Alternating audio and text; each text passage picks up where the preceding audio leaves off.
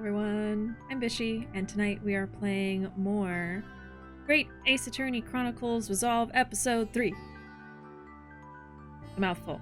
But yeah, we're going to be continuing Case 3 tonight. We just started it yesterday, and I did not even finish the first day of investigation yesterday in a 4-hour stream, but it's probably because, like, 2 of those 4 hours were spent just kind of, like, talking. I didn't even realize at the time, necessarily, but Ruuuvo was, like, telling me that at one point we were just kind of, like, sitting there staring at Strongheart for, like, 40 minutes while we were just talking. I don't even remember what we talked about. I don't even remember. But it was a good time, and we are going to be having some more good times today. Yeah, so we were in the middle of investigation part 1. I haven't even finished day 1. There was a lot going on.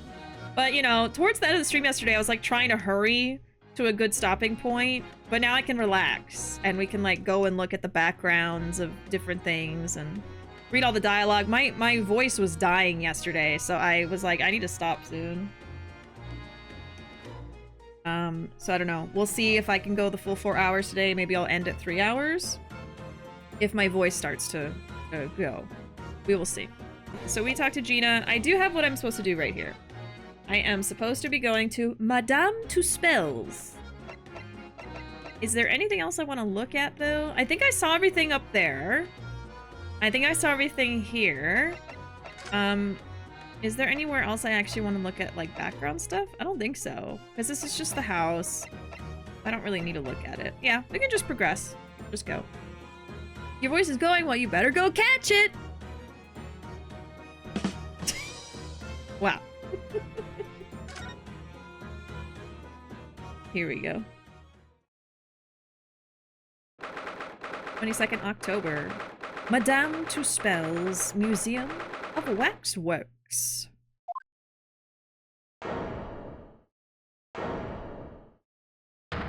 Who's wax and who's real?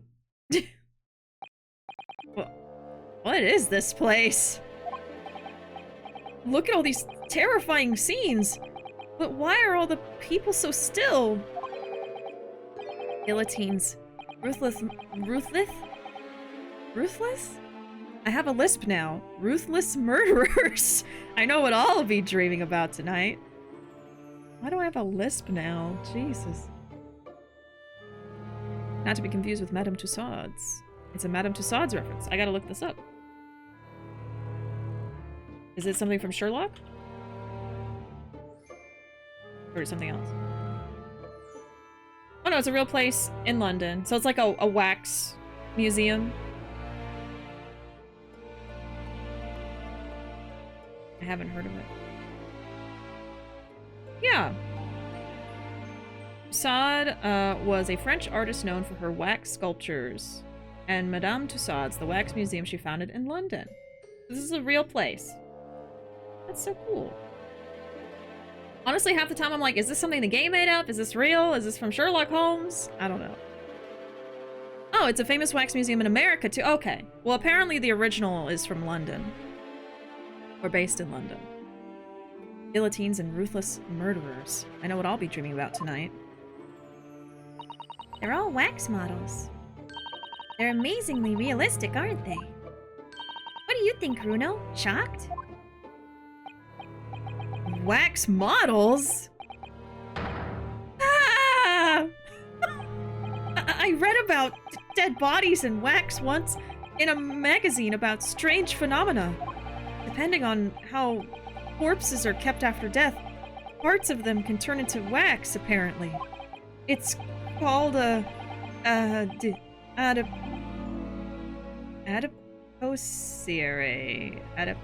Adipocere? Adipocere. Looking this up.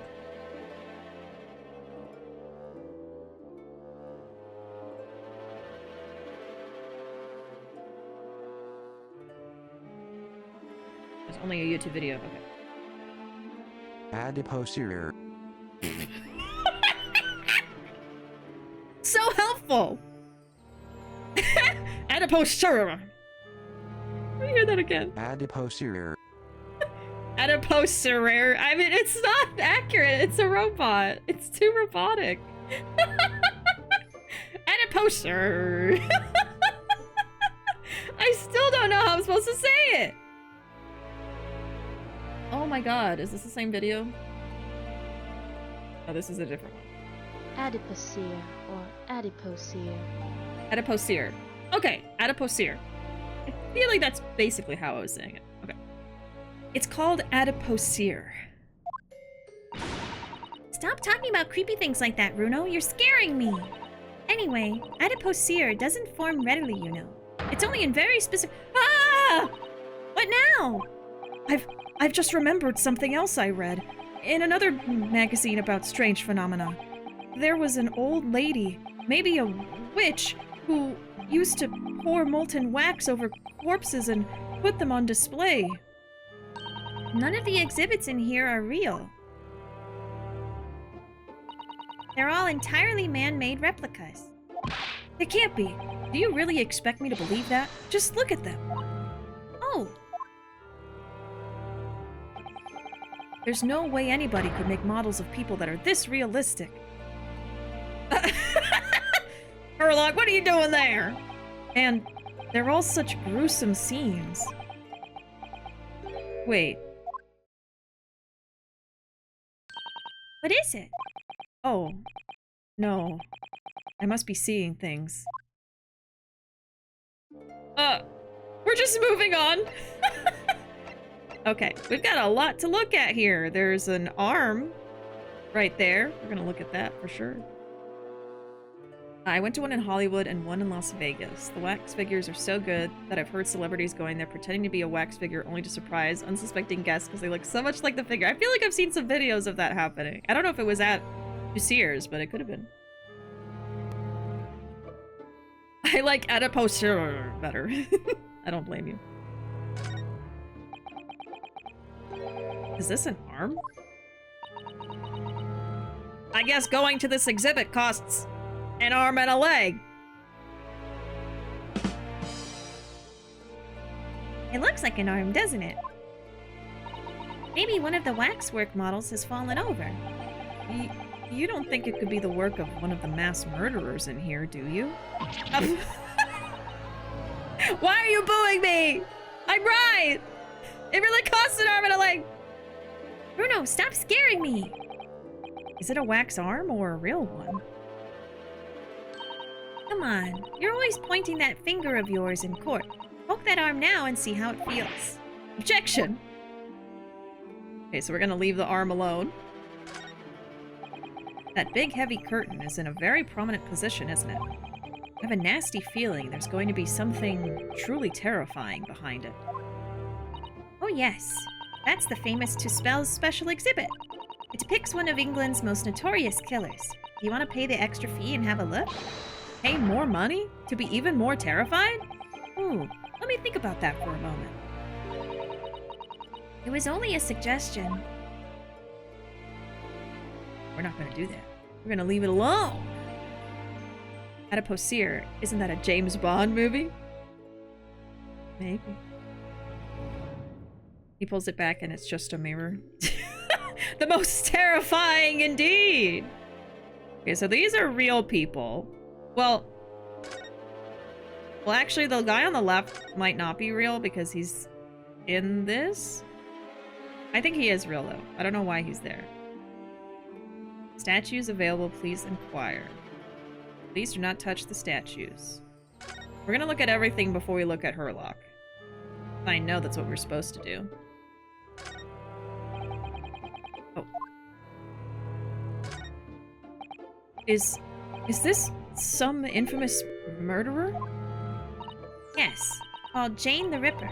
All her victims were young women. I knew it. You can tell by the way she's holding that knife. Sure sign of a murderer. Well, yes. Ah! What's the matter, Ruuuvo? I've worked it out. I know what she's doing. She's trying to fill that bathtub with blood so she can have a soak in her victim's gore. Not according to the information about the exhibit on the little board here. It doesn't mention anything about the bathtub. Really? Sorry, I don't think it's significant. Well, if it's not significant, why is there a bathtub? Why would they put the effort of putting a bathtub in the exhibit when it has nothing to do with the murders? You know? I still think it has to be there for a reason. Absolutely. Okay, so that's it for that. I guess let's look here. These models are so well made. I can't tell what's a waxwork and what's a real human. We love women winning. Well, we celebrate women's rights and wrongs. However, maybe not that one in particular. I can't tell what's a real human. Or maybe all the exhibits are real people.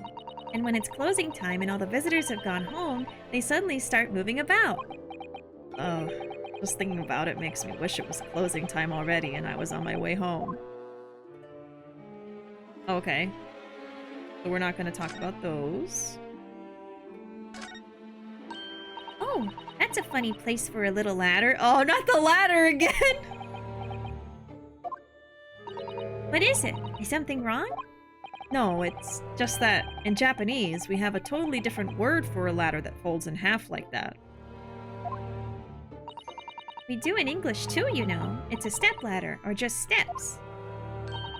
So be careful of making assumptions about other cultures, Ruuuvo. That's how wars are started. I didn't realize step ladders were an international point of contention, but the writer makes an astute point. Oh my god. Ugh.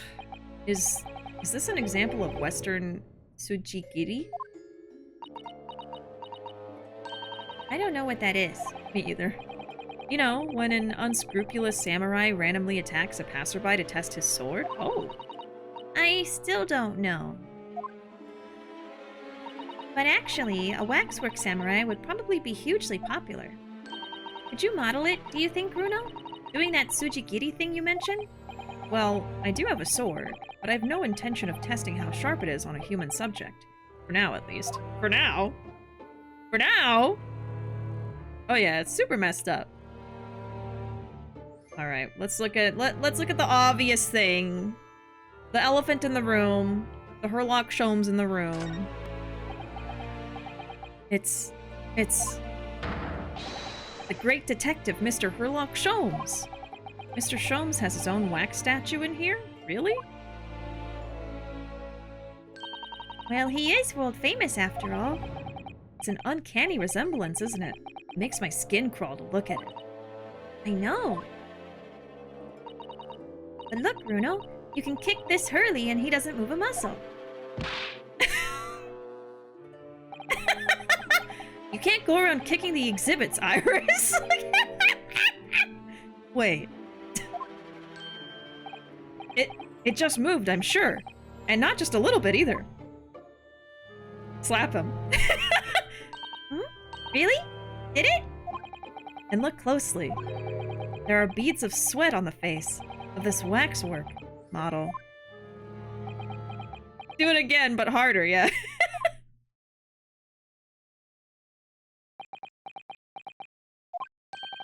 Shall we move on, Iris? Over there, look. There's a great murder scene to enjoy. Much more appealing. Hold it! Oh. My dear fellow, I take exception to your recoiling in such a manner, as if you've seen something truly abhorrent. Mr. Sholmes! I knew it. Of course. Iris, what possessed you? I strictly forbade you from divulging my temporary waxwork secret to Mr. Naruhodo. Temporary waxwork? What do you mean?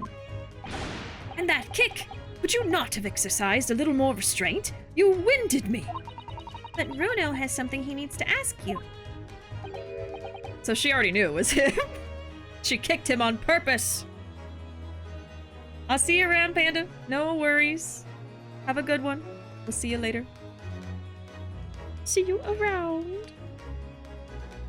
And here is our man's. There he is. There's a Pokemon move named after that? Which one? Yeah, she kicked him on purpose. She knew it was him. And yeah, samurais were generally very horrible. Very, very horrible. But the video game ones are pretty cool. You know, it's like... That's the thing. History sometimes is, not super fun to learn about. Kind of ruins stuff sometimes. Ah, a question. And I thought you'd probably be getting bored too. So here we are. Well, I can't deny that your timing was impeccable. A mere 2 minutes more, being stationary like that, and my great brain, upon which all my success has been built, would have been turned to wax. Thank goodness we arrived in time. Indeed, in many ways, the pair of you just saved the world from an unimaginable loss. Oh, Hurley, you do like to talk nonsense, don't you? You sure do like to yap. He could know something, it's true, about Lord Van Ziek's and what happened in the past to change him. Now that you're here, let's take our time. How can I be of assistance? You're in luck. I'm suddenly quite taken with the idea of conversing. Oh, well, actually, I'm in quite a hurry. And if my eyes don't deceive me, I believe something is afoot within the walls of this very museum. A most fascinating case, if I'm not mistaken. Really? Moreover, I have a strong suspicion that it is related to the matter about which you've come to me now. But how could it be?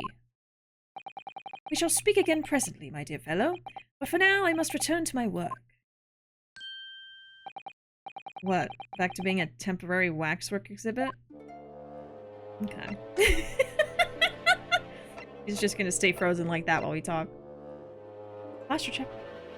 Posture check! I guess I was leaning forward. I'm just trying to get close to the mic. Really.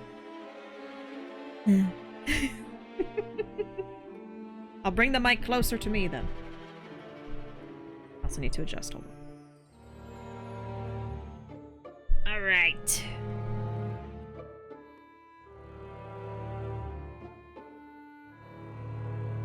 Oh, I mean in English it's night slash, but in Japanese... Oh, it's called that in Japanese. Interesting.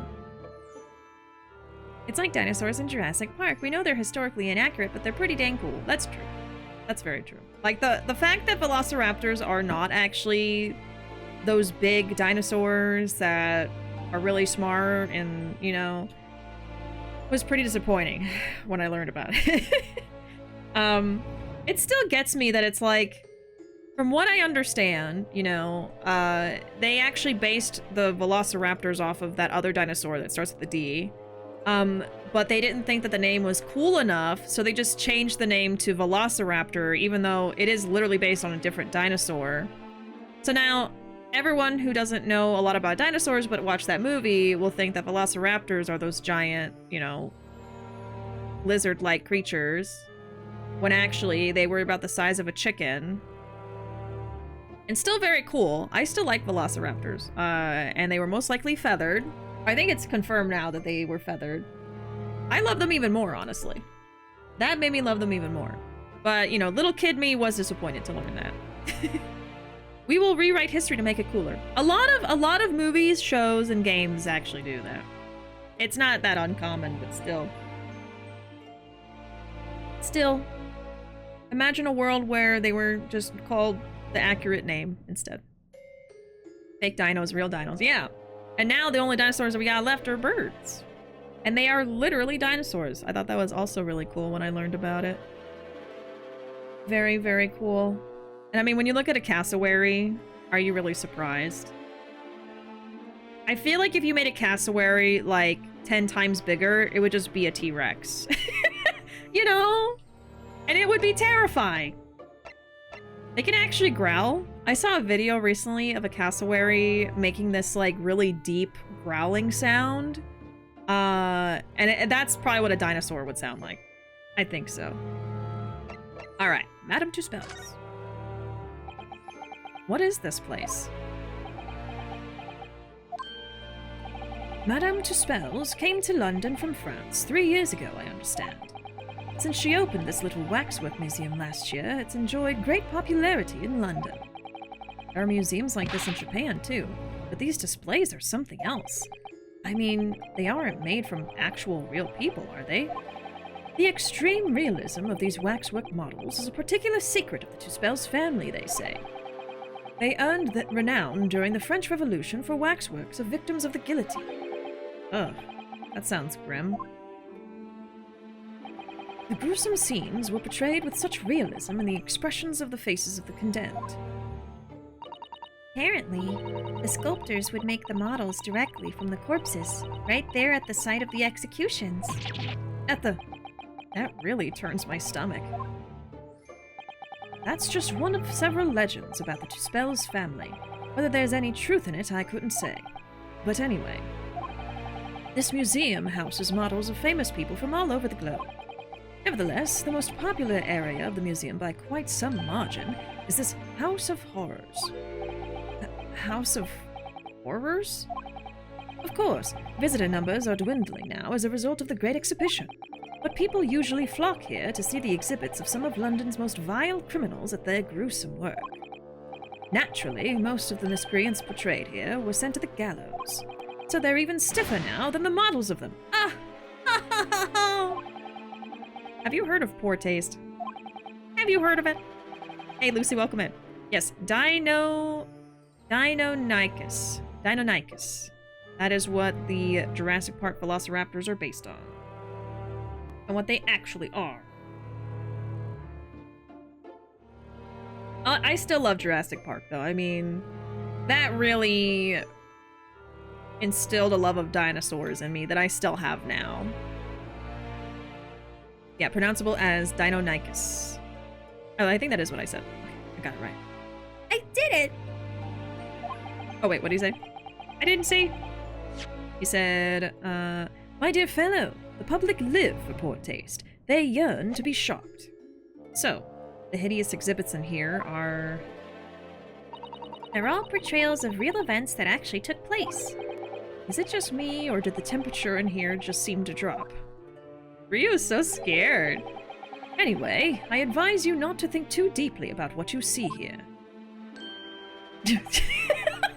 Oh, he's back to being a waxwork, is he? He's gonna do that every time. Loved reading the Jurassic Park book as an adult. Still gotta read the second book. Yeah, I forgot. You still want to read the second one. I don't even remember if I read it. I feel like I only read the first book. And I remember really liking the book. It was very different from the movies. A lot of the characters were really different.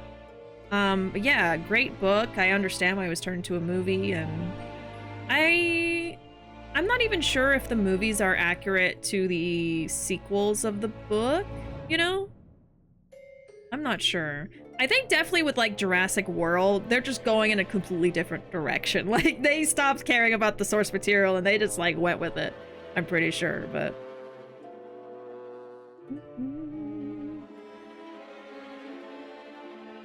Oh, the book by Crichton made this particular swap. So it's actually his fault. Is that what happened? So he called them velociraptors when they weren't. Is that what you're saying? I don't remember. Who needs reading anyway? Well, speaking of reading, I actually have been doing well with my reading compared to, gosh, I think just the beginning of this week. I am trying to get through Jade City right now, which if you like Yakuza, if you like that game, I would definitely recommend it. It's 800 pages though. And I only have 4 more days in my rental, and I only got to like page 100 something. So I'm probably not gonna finish it. I'm gonna have to wait to rent it again. But it's got me hooked. It very much reads like a Yakuza game, you know? Just in the sense that like it's about like criminal underground groups. It's got a lot of interesting like different swaps with like it doesn't talk about, oh, this is based in this country or this country. It's like all kind of like a fictional place. But it's really interesting learning everything, and it has... Basically, the story is that they use Jade as, like, a way to gain magical abilities, like super strength, super ability to perceive things, like see stuff from far away. Anyway, it kind of gives them, like, enhanced abilities. And there's like different factions and stuff and fighting and things like that. But it's really interesting. I would definitely recommend it. I'm only an eighth of the way in, I guess, but well, not an eighth. I don't know. I'm like 13% into this story, whatever that is. For some reason, I thought you were gonna say it's $800. No, no. Plus, it's free for me. I'm borrowing it from the library. Magic abilities, it is just like, yeah, no, not because of the magic. Well, okay, wait. To be fair, in Yakuza, with the heat ability, it is kind of like magic.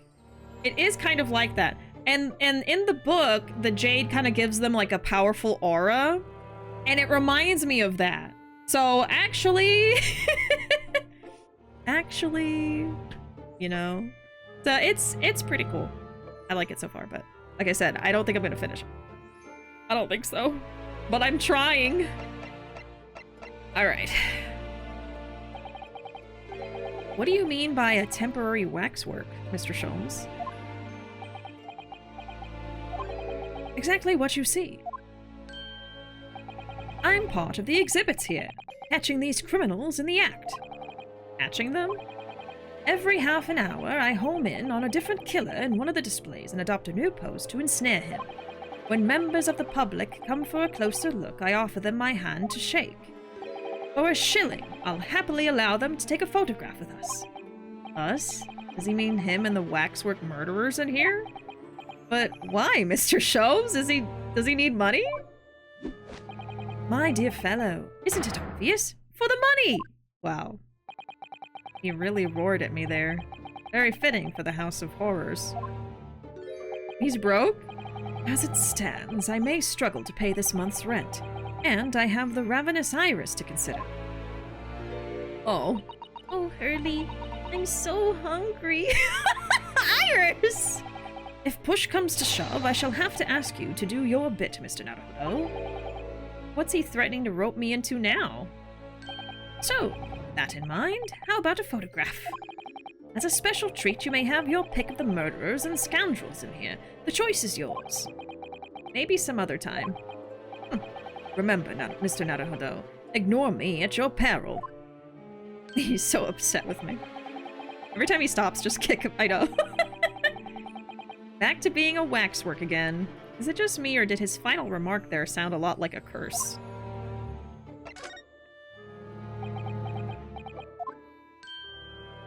Well, what is it you'd like to ask me, then? Actually, it's about Lord Van Ziek's. Ah, our friend Mr. Reaper. How did you find him? Well, I trust.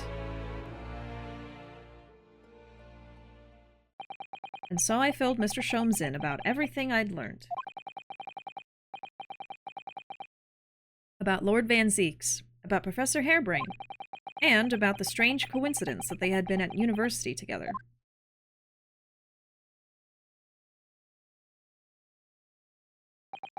So I'm wondering what it was that happened to make Lord Van Ziek such a different person. I was sure that you'd know, Hurley. You said there was something going on here in this exhibit hall before, that something was afoot, and that you believed it was related to what I wanted to ask you about. He's being a wax figure again. Mr. Sholmes? He suddenly clammed up. Well, it seems we've reached the unavoidable... Greetings. Oh. Oh, hello. Where did she appear from? I love her outfit. And what is she wearing? Does she look any more mysterious? Oh, she's so cute. I hope you are appreciating my museum. I figured. Sorry, have we... Mr. Sholmes, do you know this? Not again! Back to work! My apologies. I am Esmeralda Tusspells. This is my museum of waxwork. You're the Madame Tusspells? Bien sûr. Though only 26 years young, I might add. Is that significant somehow? I'm a madame in name only. It adds a certain je ne sais quoi. Je ne sais quoi. Right. Firstly, I must apologize for my waxworks. Or rather, one waxwork in particular. Oh, wait. So she probably has a French accent. Not a British accent.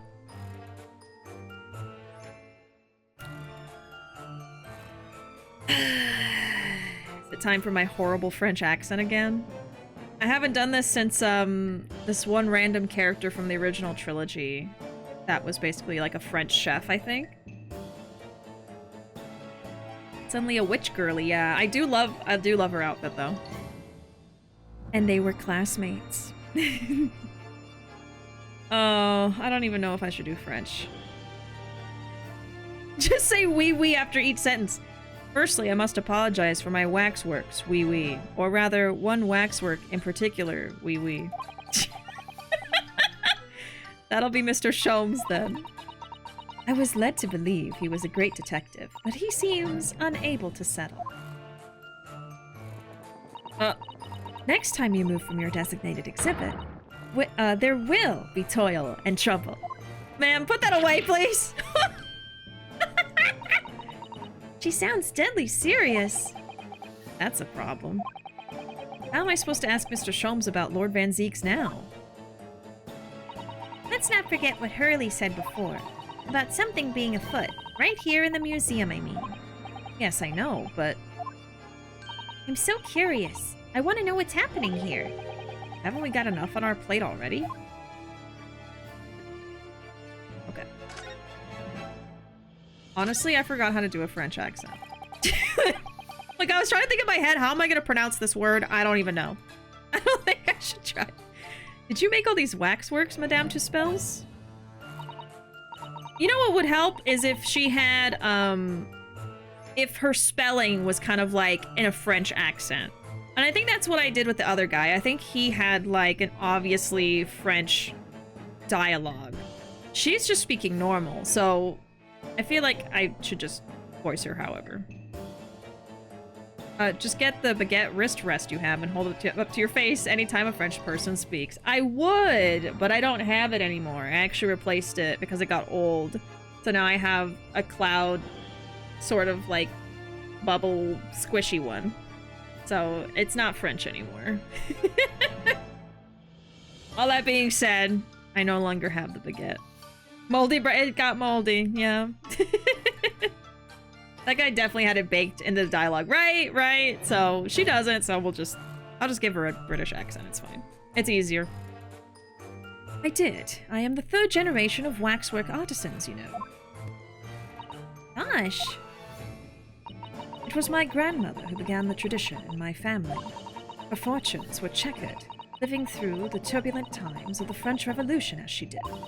Though that is when she acquired the savoir-faire that leads to the astonishing life-likeness.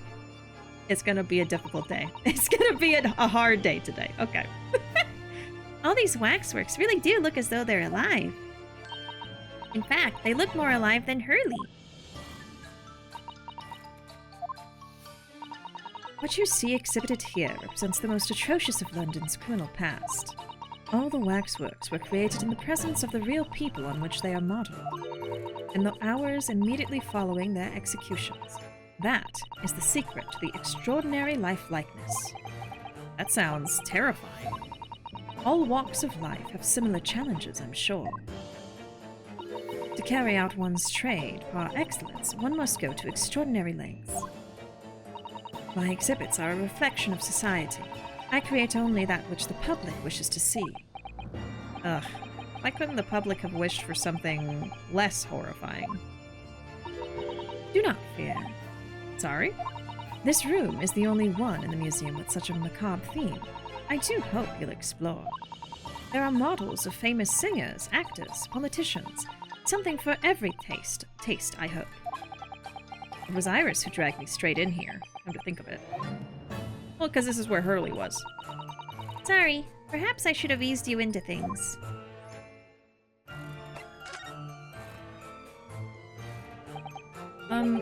What's the situation with that? Ah, my temporary waxwork model. He approached me some days ago, you see, with a business proposal. Oh, What sort of proposal? My dear Madame, what these sparse exhibits need is the addition of a world-famous great detective. Or words to that effect. Oh. Naturally, I am well aware that Mr. Sholmes is widely known in London as a talented detective. It's great detective, actually. He's very specific about it. Yes, the creme de la creme. So, I was keen to come to some arrangement with him, of course. But sadly, we were unable to agree terms. Let me guess. Someone wanted to charge an exorbitant price for his services. For a mere £500, I will dive into your cauldron of wax this very moment. Cauldron of wax! Or words to that effect. Mr. Sholmes might have overdone it slightly with the sales pitch. Regrettably, the museum has a shortage of funds at the moment due to unforeseen circumstances. So we came to the current arrangement instead. Surely he doesn't really need to do what he's doing, though, does he? I would think not, but he was very insistent. I have a 50-shilling problem that must be resolved by the morning. Oh. Or words to that effect. It's the pawnbroker. That's what it is. He must have something to redeem. Is the consulting detective work not going so well? I wonder, could I ask you something? Yes. I'm just curious. Is anything going on in the museum at the moment? Some kind of incident, perhaps? Whoever suggested such a thing to you? Oh, well, it was your temporary waxwork over there who mentioned it to me a little... Oh, he's disappeared. A wax model is a work of art, not some tawdry object for trade. Ah! Oh. There you are! Leaving the exhibit again when you should be working. Do you wish to be melted down? My dear Madame Tusspells, save your reprimands. There are more pressing concerns. The wax can wait. It's our ideas about your current problem we must throw into the melting pot instead. Personally, I would advise you not to involve the police. Why ever not? She's turned as white as a sheet. Because you have at your disposal a great detective, whose services you may employ for a mere 50 shillings. Though please be aware that I prefer... No, I insist upon payment in advance. Of course you do. Very well. Let us see if the great detective is able to live up to his name, shall we? Before I engage my analytical processes, I must ask you to clarify something. Whose arm is that? What, pray, is behind the curtain? That is the Tusspells special exhibit. There is an extra charge to see it. Ah, a special exhibit in the House of Horrors. It must depict a special killer then, I presume. Would you be so kind as to draw back the curtain, I wonder? Absolument non. There is nothing amiss behind there. Nothing amiss, madam. What about the arm protruding ominously from under the curtain? Ah.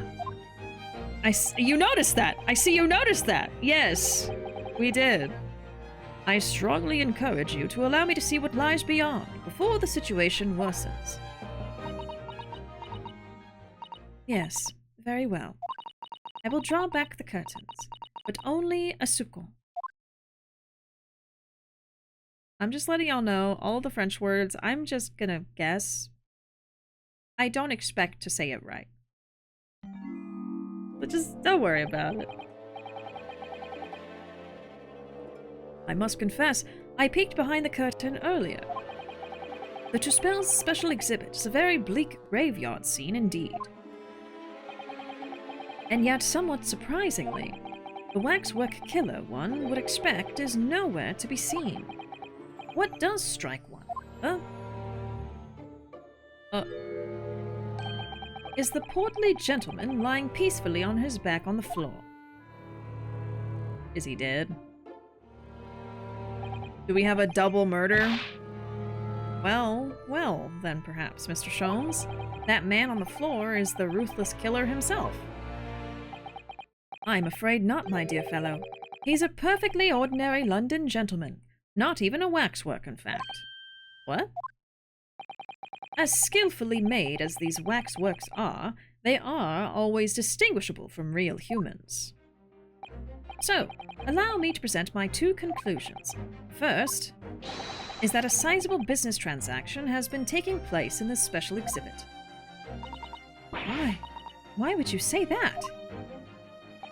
And the second is that the aforementioned transaction is linked to a serious crime.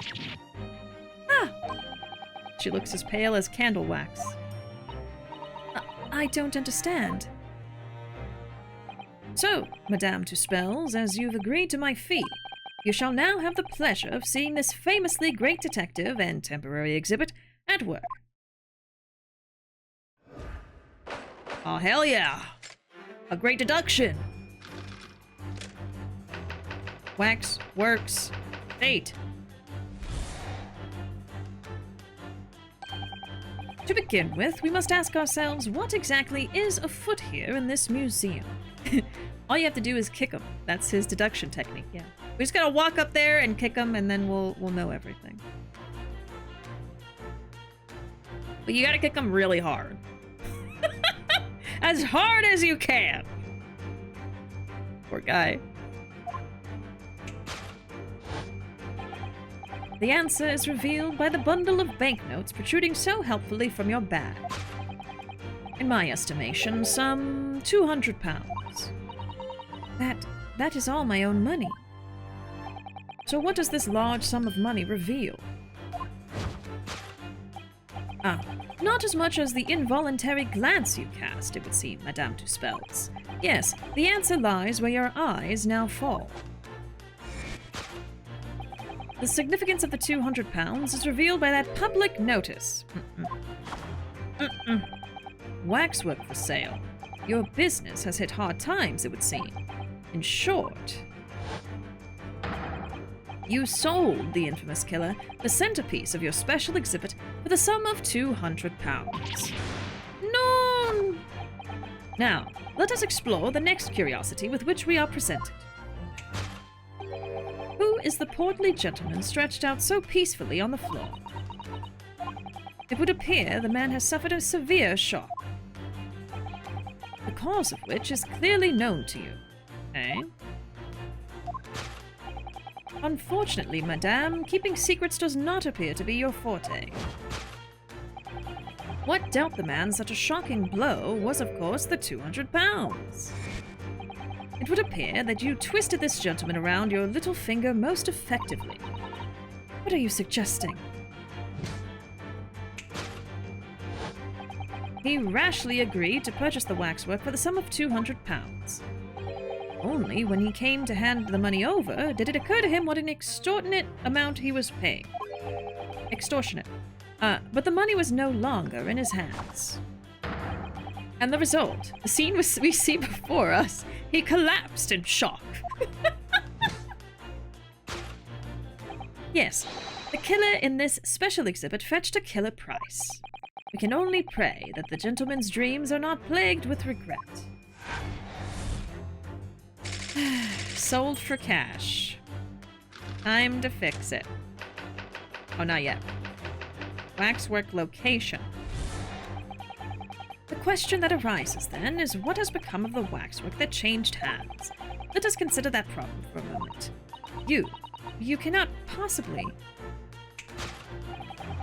What immediately strikes me about this conundrum is the young man standing over there. Who is this fellow? Find the answer, we need only observe his neckerchief, such as is worn by policemen as a secret sign to fellow members of the force that a crime is being perpetrated. Yes, this young man is an undercover policeman, currently investigating this museum. I know him well, in fact. It's Sergeant John Clay. What are you talking about? The man's quite a celebrity. He received triple accolades at last year's policing awards. But... He's just completely wrong. Yeah, says Mr. 500 for anything I do. Uh-huh. Next, we turn our attention to the old man sat before him with a particularly unsightly visage. I've been watching closely, and he hasn't moved a muscle. Almost, in fact, as if he were a waxwork. Oh, but you... Your reaction only confirms my suspicions, madame. I noticed it at once, of course. Observe.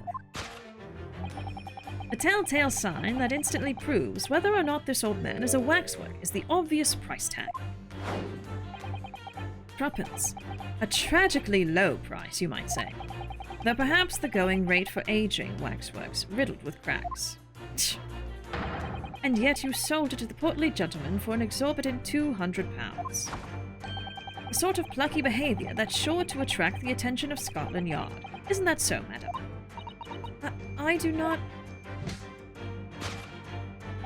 Yes, the waxwork you sold has already been seized by the police and remains in their custody as we speak. The old man must be reunited with his grave in the special exhibit, and not a moment too soon. That's just my brother Frank. Please stop bullying him. Thus concludes Herlock Sholmes's great deduction of this horrifying puzzle. Now we fix it. I see I've stunned you all into silence. You have, Hurley. You have. Jump in. And you're obviously upset. Oh, you've obviously upset this young lady in the process. Her cauldron looks awfully hot. If I could just bring up 1 point, Mr. Sholmes.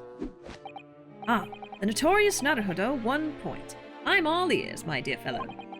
According to your deduction, then, the special exhibit featured this old policeman. So that would mean that he's the particularly ruthless murderer, wouldn't it? The killer policeman. Automole. Sorry? It was a mysterious series of murders that rattled the capital only last year. Police rushed to the scene every time, only to find the culprit had disappeared into the ether. And it turned out the culprit was a policeman himself, a senior officer by the name of Ottermole. So you mean that's who the sinister-looking old man there is supposed to be? Indeed. It is a particularly grim face, is it not? Unforgettable, in fact. Yes, I remember that odious countenance only too well. But is £200 a lot of money for a wax model? It would be enough to afford one of the latest steam carriages, if that puts things in perspective. So, it is quite a lot, then.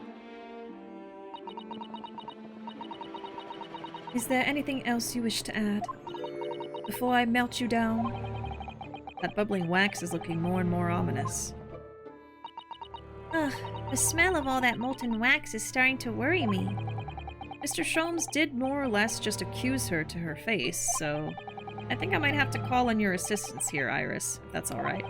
Make some minor corrections to the great detective's great deductions. Of course it's alright. We'll soon set things straight. Well, let's get started then, shall we? Before Madame Tusspells vents her anger. Just what I was waiting to hear, my dear fellow. So, Madame Tusspells, in accordance with our agreement, you shall now have the pleasure of seeing this famously great detective and temporary exhibit at work.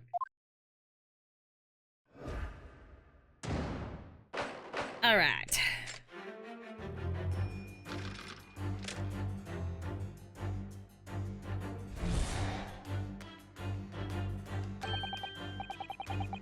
To begin with, we must ask ourselves what exactly is afoot here in this museum. Yeah, time to ratio, Sherlock! The answer is revealed by the bundle of banknotes protruding so helpfully from your bag. In my estimation, some £200. That is all my own money. So what does this large sum of money reveal? Not as much as the involuntary glance you cast, it would seem. The answer lies where your eyes now fall. Not at the sign.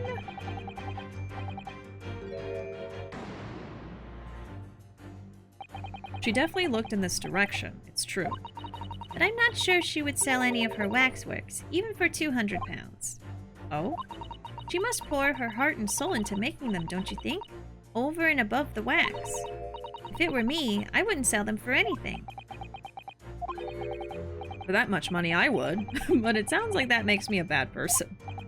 Well, anyway, I wonder if the 200 pounds could have some other significance. Let's follow that furtive glance again and see if there's anything else that could explain it. Alright. I mean... say that. It seems this well-dressed gentleman is alive after all. Just not alive and kicking. And he's not a waxwork or a model of a mass murderer. I'm not sure I would pay 200 pounds for him. I don't think the man's up for sale. Well, anyway, it was a silly place to put him. Other museum visitors could easily trip. I don't think the man was put there on purpose either. Okay. Oh! What's that note doing pinned on the wall there? Oh yes, let's see. Dear Madame Tusspells, we've taken the prisoner from this room. Price for his safe return is 200 pounds. Oh! Have the money ready by noon on 23rd October. What? This is... it's just like the sort of thing that's left behind when someone is kidnapped. Yes, it's a ransom note. For a wax figure? Exactly. Well, that's gonna be it then. He's worth 3 pence at best. Why are you insulting him like this? Take that!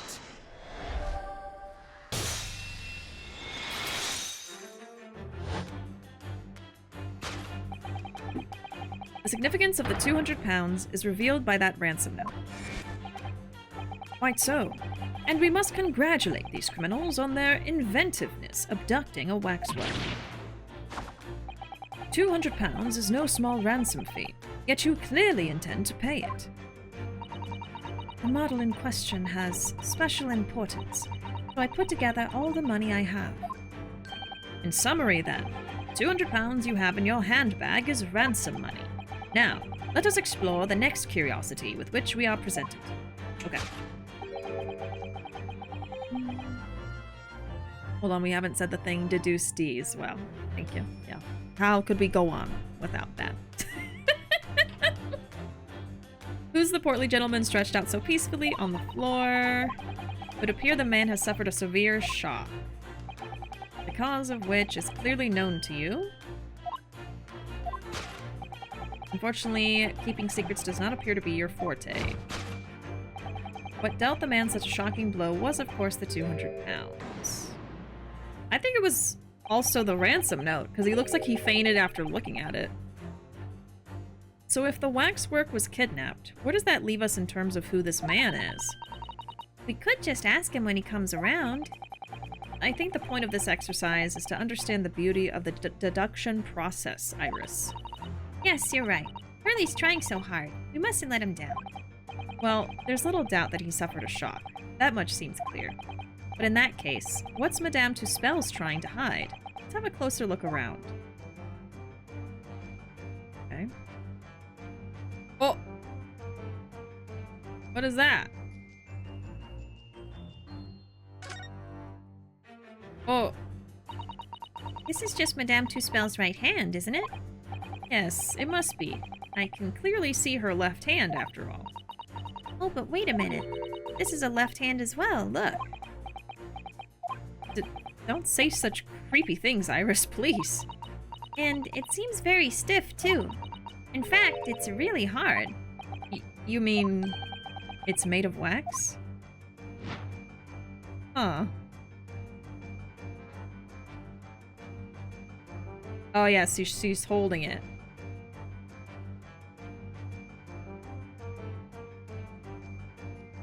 What else can you even look at? I don't think there's anything else even to look at. You can look at her hair?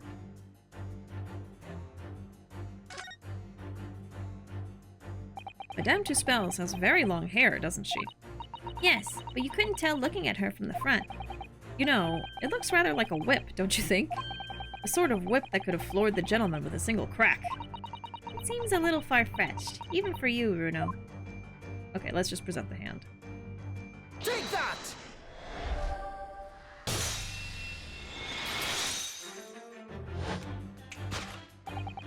What dealt the man such a shocking blow was, of course, the waxwork hand. Indeed, with a solid waxwork limb, one could deliver a very substantial blow. How could you...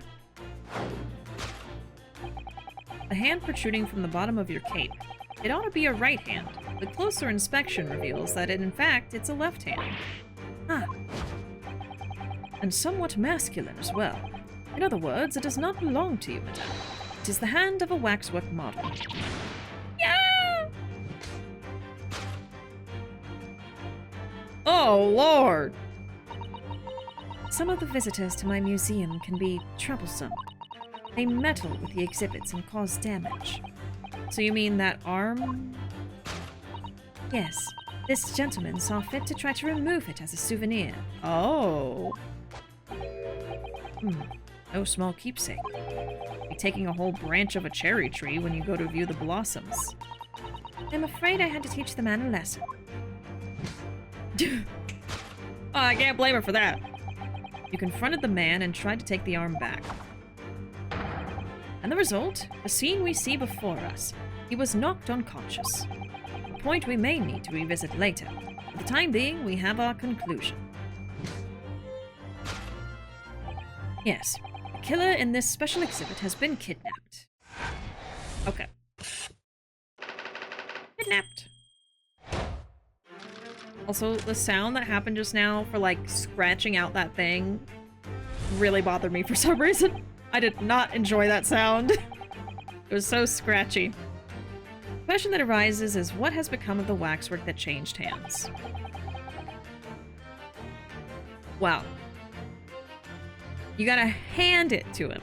He was doing some handy thievery. Let's just say he was a handful to deal with.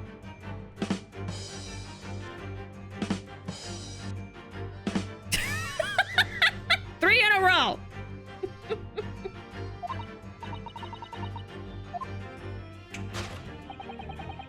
What immediately strikes me about this conundrum is the young man standing over there. Who is this fellow? Find the answer, we need only observe his scarf. According to Mr. Sholmes, the yellow neckerchief is a sign to other policemen that some crime is underway. A way of communicating with his colleagues without revealing his identity. It's a secret that's closely guarded by Scotland Yard. That Mr. Sholmes didn't hesitate to give away. Well, uncovering secrets is in any true detective's nature, of course. Right. Anyway, judging from Madame Tusspells' reaction to Mr. Sholmes' deduction, I think perhaps we might not have identified the man quite correctly. Okay. Oh! Interesting. Take that!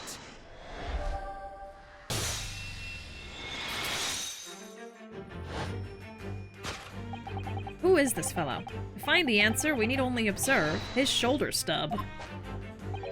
No such boneless human walks this earth. Of that I can assure you. In other words, the man standing here, the young Sergeant John Clay, is in fact, defying all odds, a waxwork indeed. Or a waxwork model. I seem to remember it was you who concluded he was a real person in the first place, Mr. Sholmes.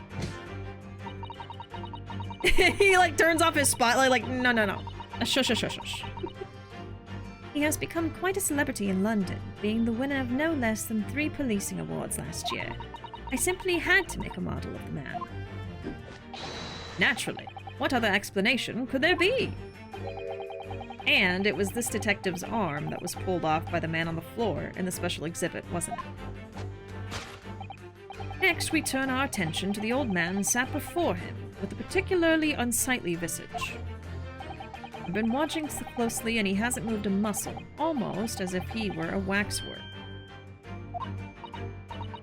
But your reaction only confirms my suspicions, madam. I noticed it at once, of course. Observe. The telltale sign that instantly proves whether or not this old man is a waxwork is the obvious price tag. A killer policeman called Ottermole, was it? Was he well known? It was all over the papers last year, but I can't say I know what he looks like. It's a very low price, though. Threepence isn't much money. Only enough for a few measly hours of gas in Mr. Garrideb's delightful lodgings, in fact. So this is the special killer taken from the special exhibit, is it? The waxwork that somebody stole from the museum and tried to ransom for 200 pounds. Is this crusty old killer policeman Ottermole? Really? Perhaps we should have a good look around again and see if another idea crops up. Okay. Oh.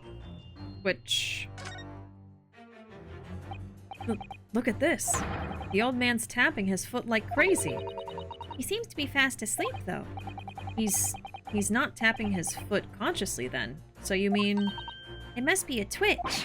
Never mind that. Point is, waxworks don't tap their feet. Or twitch.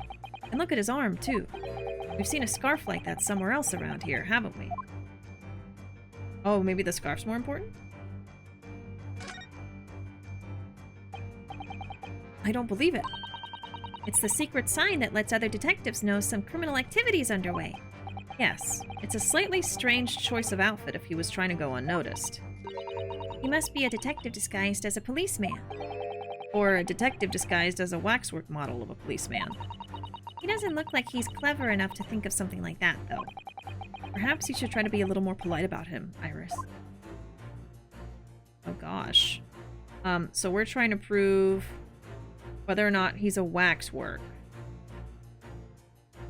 So, I guess the leg. Take that!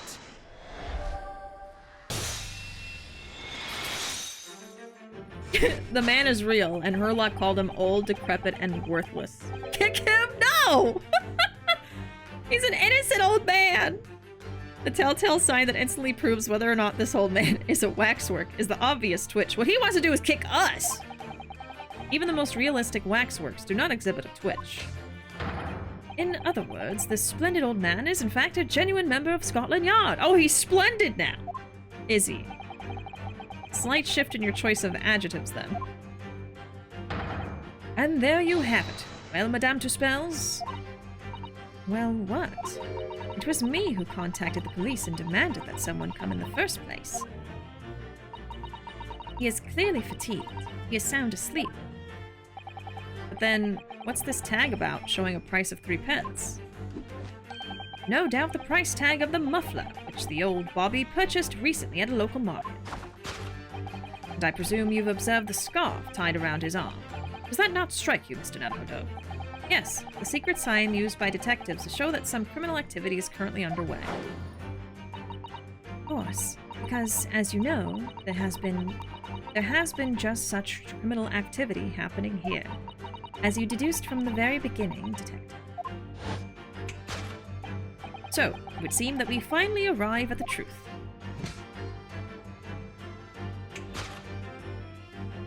There they go. There they go. The waxwork of the especially ruthless killer from the special exhibit has been kidnapped. And Scotland Yard are already investigating. But the model's whereabouts remain a mystery. Thus concludes Herlock Sholmes' great deduction of this horrifying puzzle. Yeah, don't like it. Hate it. Still a mystery.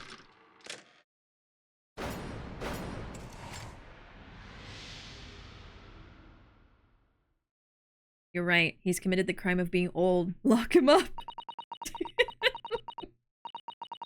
Put him away. Put him in the cage.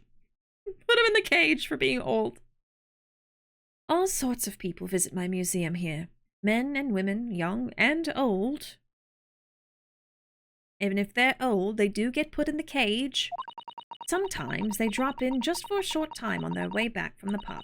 I welcome them all.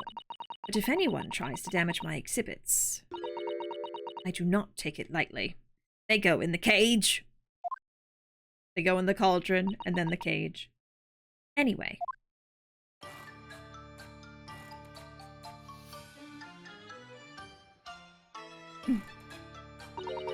Your great deduction was even more enchanting than I had been led to believe.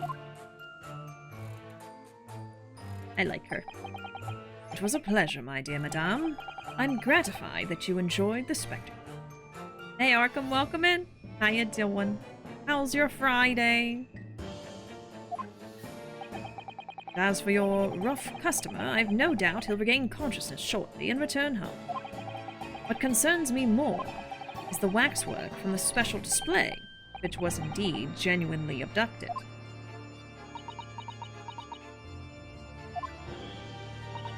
Yes, tragically it was.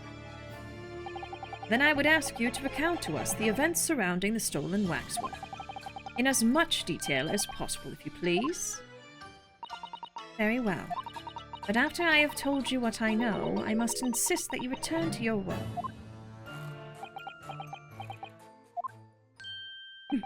The talents of a great detective could be put to better use, I feel, but as you wish. Alright.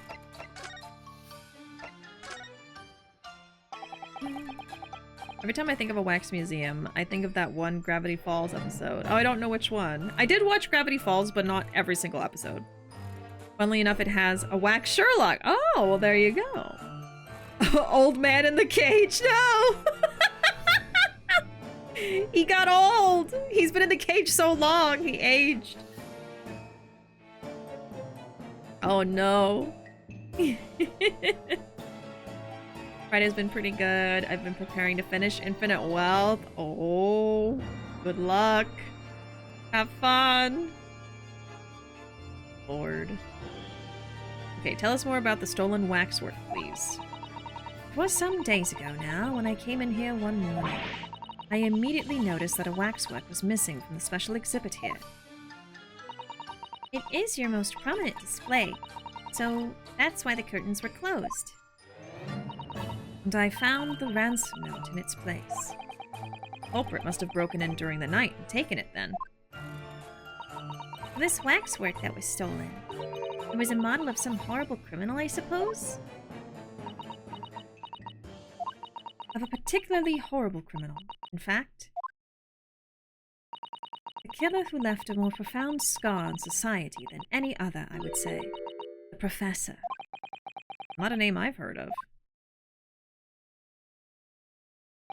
So, Mr. Naruhodo, it seems the circle is complete. Sorry? The Professor case happened at around the time I was born, didn't it? Indeed it did, Iris. 10 years ago, a series of murders that rocked the capital. 10 years ago? Yes, at exactly the time that Baruch Van Zieks graduated from university, in fact. What? Surely he's not saying. So the big event that changed Mr. Reaper's life? Mm-hmm. As you've surmised, was the Professor case. Interesting. Night of the Living Wax. Huh. I wonder if I've seen a clip from it at least. Alright. It's time to take some notes! So, okay. The event that changed and Ziek's was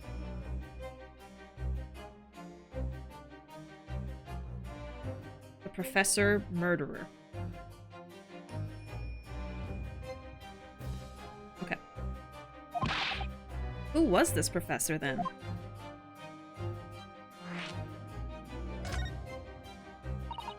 It was a series of gruesome murderers that had all of London gripped in terror a decade ago. After 5 victims were killed, the man was arrested and put to death. And now he's immortalized here in wax for all Londoners to admire and enjoy. Though, of course, he happens to be absent at present on account of the abduction. But I don't understand. How is all this related to Lord Van Zieks? You must first understand, my dear fellow, why it is that the Professor earned such infamy. It was due to the victims he chose, some of Whitehall's finest. What do you mean, Hurley? Those murdered by the professor were some of the highest members of the British aristocracy. Ooh.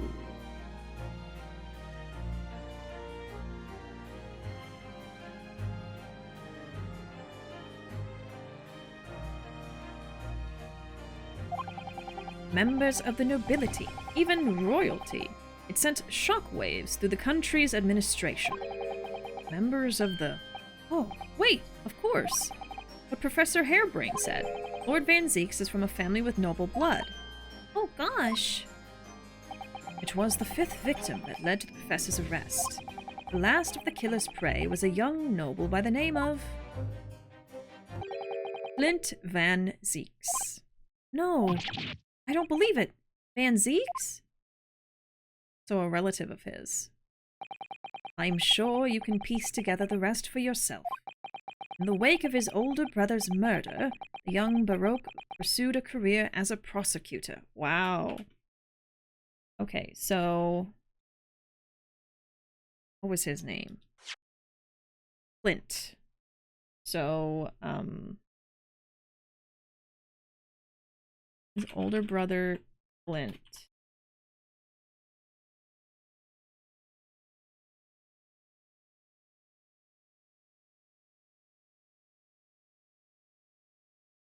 Okay. And so that made him want to be a prosecutor.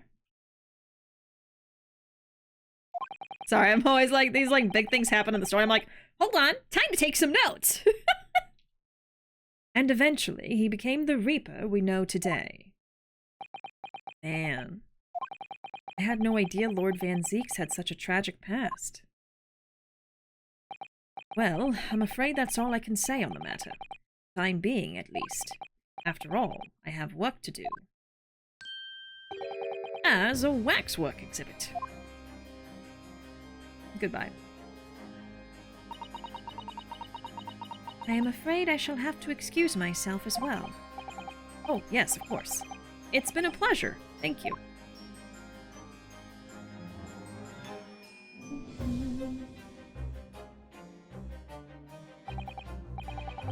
Well, none of the predicted scenarios I've been analyzing involved you coming to visit me here.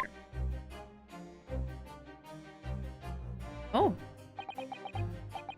It's been too long. It really has. I'm delighted to see you, Baroque.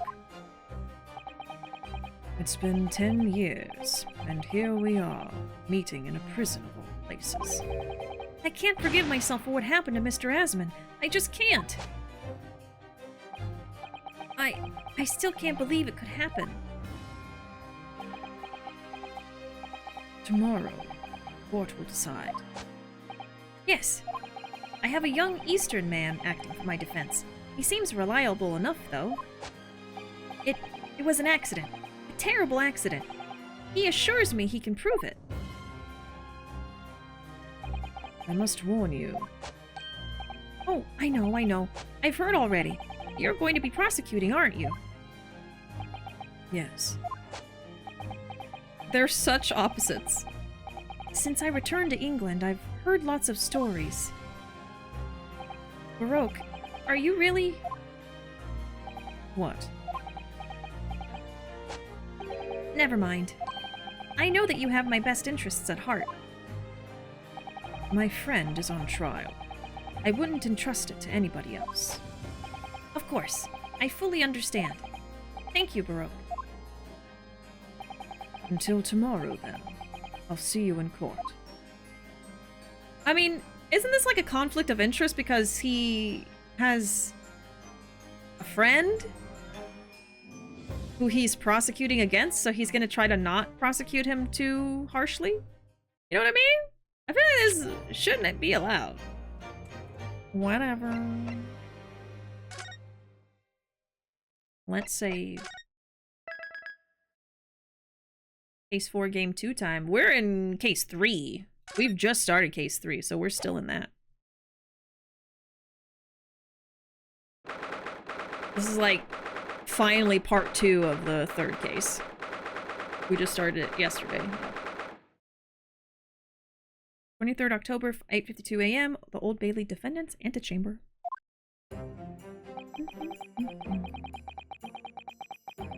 Let's be real, how many laws existed at the time in courtrooms? They're like, you do whatever you want. This is the 1800s, we don't care. We're still figuring all this crap out. The sheer contrast between these two characters is beautiful. So beautiful. I just love they're so different, but they were friends. Which apparently Baroque used to be different. I'm so curious about that. Example, Flavia or Gavin. I will not be elaborating. You don't have to. You don't have to if you don't want to. That's fine. I can't believe it's been 6 months since I was last allowed to work in court. Now here I am, back at the Old Bailey. Ah, Mr. Naruhodo. Good morning, Professor Harebrain. I don't understand. It doesn't make any sense. The atmospheric pressure in here is off the charts. I've never felt anything like it. It's crushing me. I feel it every time I'm here. That gravity. Well, this is Britain's highest court.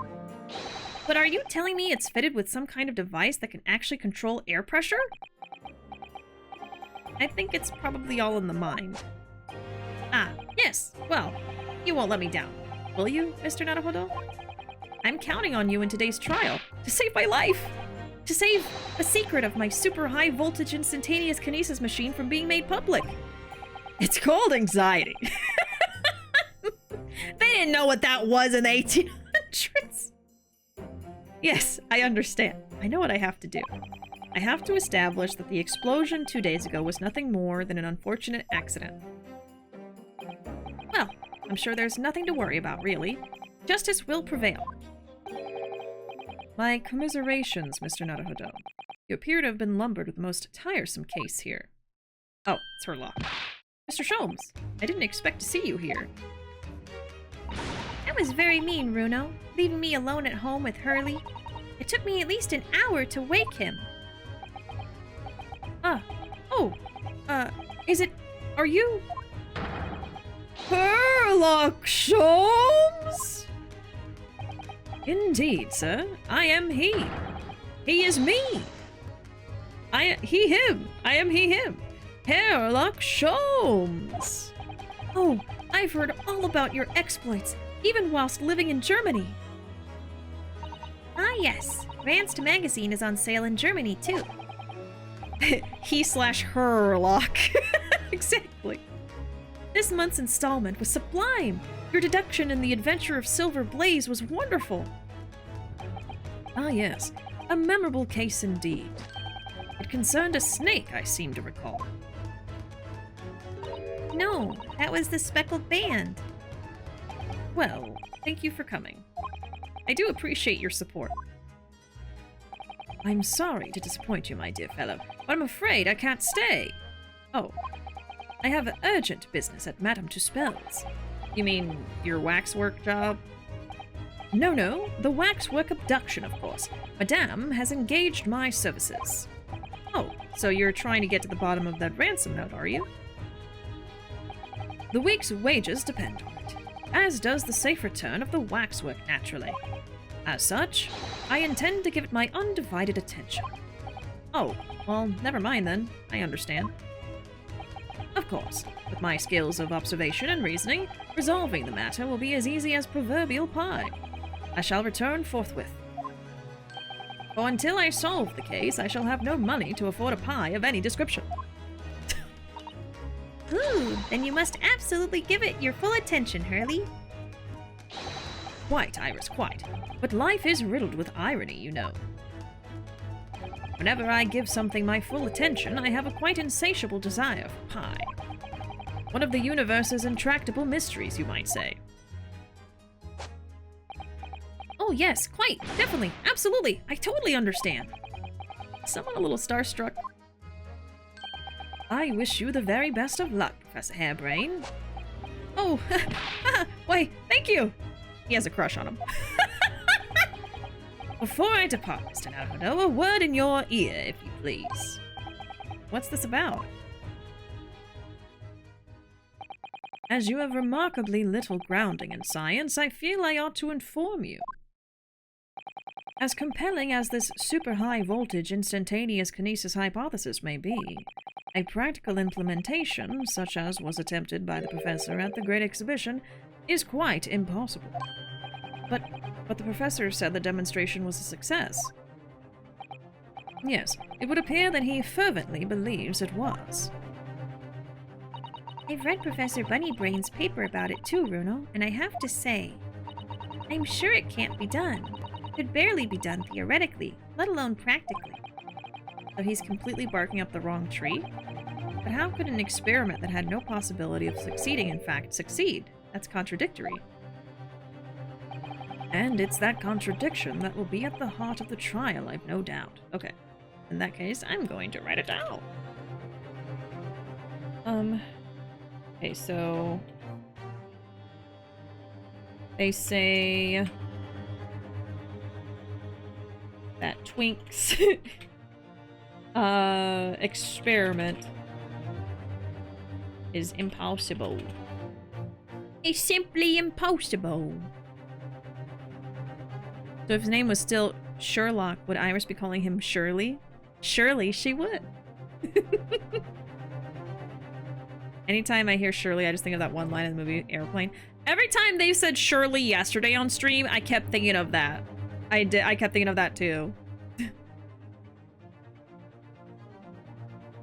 Oh, if I did elaborate, I'd be throwing around Ace Attorney 4 spoilers, and I don't think that I should do that. Oh, okay. Yeah. No elaboration! Okay, this feels like the last J4A case, I mean. We might be defending a guilty man. Right, like now that they're saying that it was impossible to even achieve it, I don't know. I don't know what to believe anymore! What's that supposed to mean? Now, I must hurry along. I wish you the best of luck, my dear fellow. See you later, Hurley.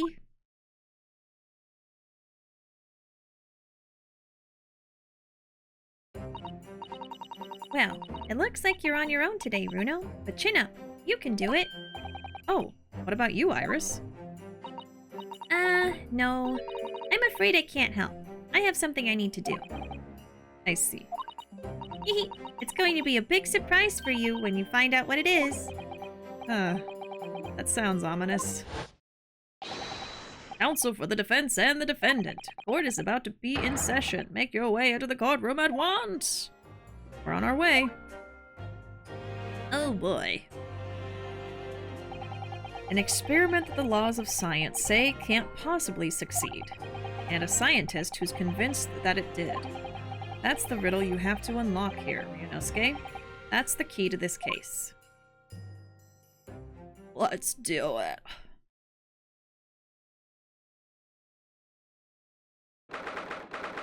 23rd October, 9:10 a.m.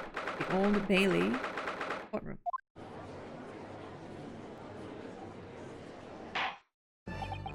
In the name of Her Majesty the Queen, I hereby declare this court to be in session. We are sitting today for the public trial of Professor Albert Harebrain.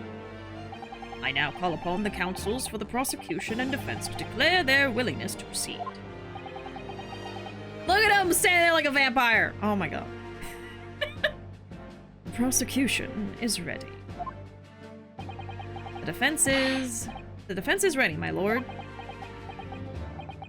6 months out of practice. And what's more... Oh! I'm without Susato-san today. All by ourselves? All alone? Is it just my imagination? Or does the air in here feel even more oppressive than usual? So, I must say I recollect the victim of this case all too well. Mr. Odie Asman.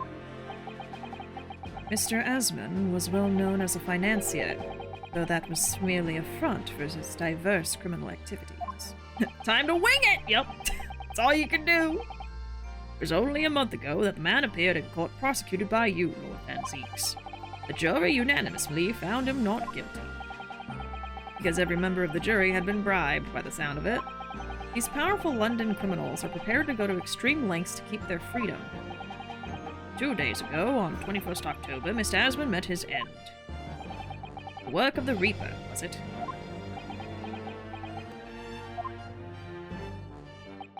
If that is how your lordship would describe divine retribution, the fact remains that Mr. Asmund's death was a direct result of the actions of the accused, Professor Harebrain.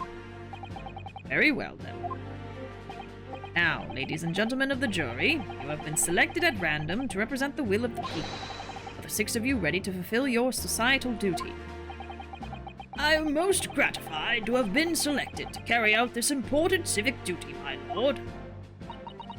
To have a man's fate in the palm of one's hand. Oh gosh, oh golly, it sends shivers down my spine. Science experiments, magic, conjuring tricks, courtroom trials, all are nothing more than performances. Any spurious scholar. I'm winging it right now, trying to come up with different voices for all these people. Hey, friend, welcome in. Hello, everyone. Are we oh gosh pilled and oh golly maxing? We certainly are. Any spurious scholar that defiles the reputation of science deserves to hang. We have to listen to what's said on both sides, the fence, and, then settle on one. That's it, isn't it? Oh my god. Look at her go.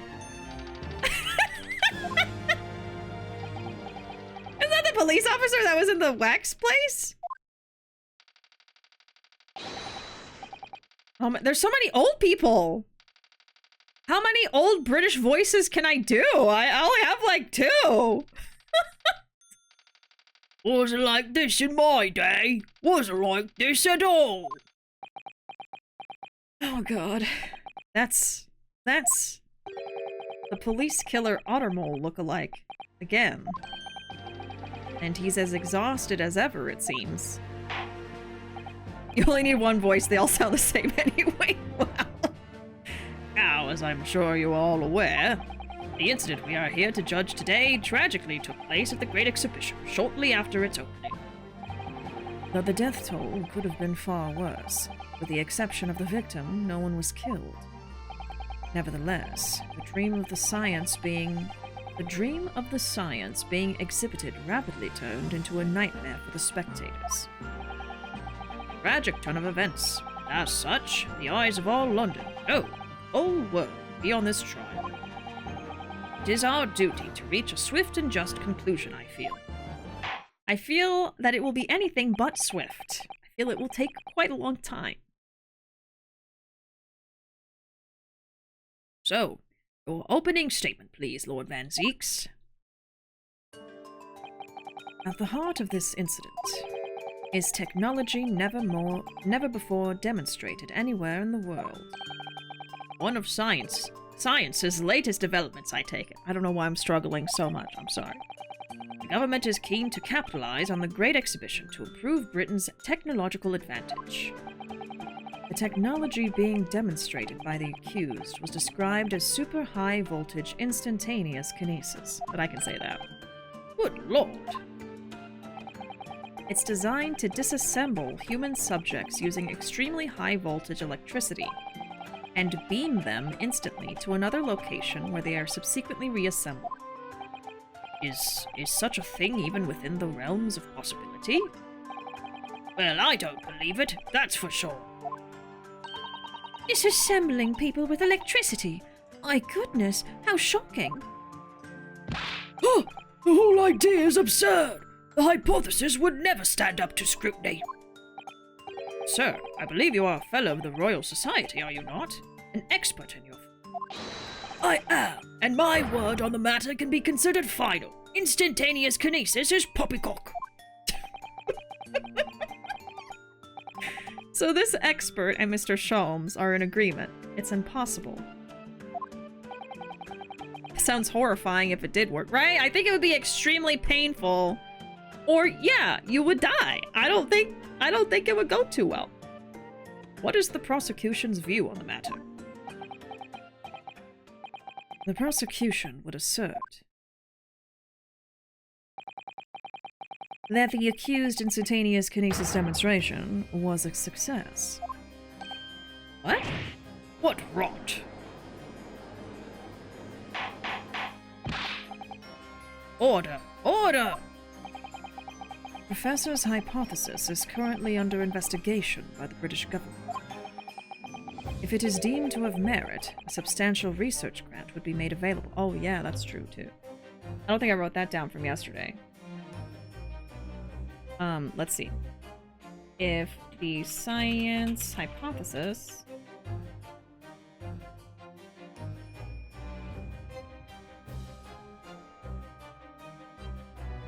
is, how do I say this? Deemed possible? It is...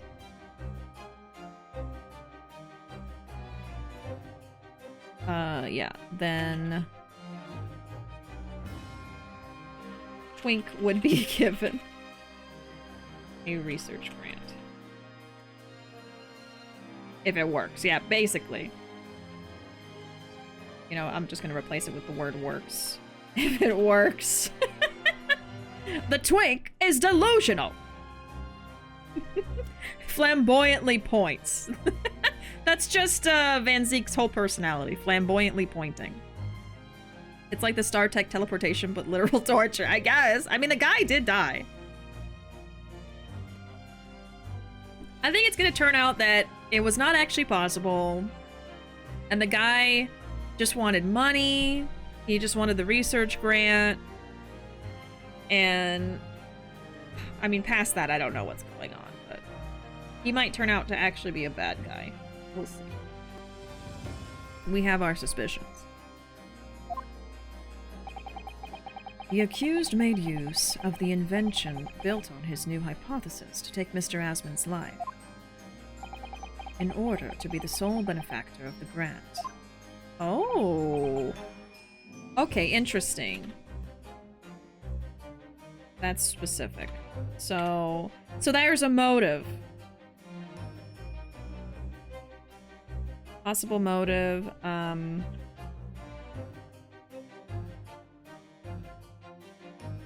So he doesn't have to share the grant. Okay. But this disastrous demonstration was no accident. It was carefully designed from the outset to end the life of the victim.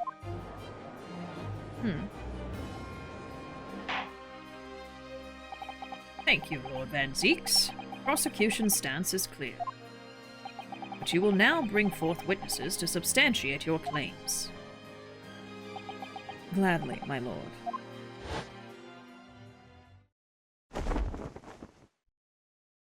The cape is off. Bailiff, show the first witnesses to the stand.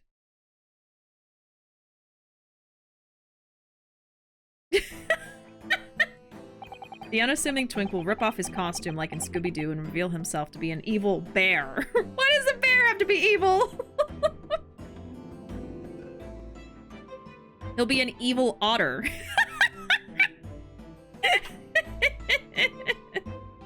Oh. Okay, there was something else I thought of to write down. I mean, I don't think I would forget this, but I do want to just take note that they were friends in college. Twink and Zeeks were friends at university. And he had a different personality for the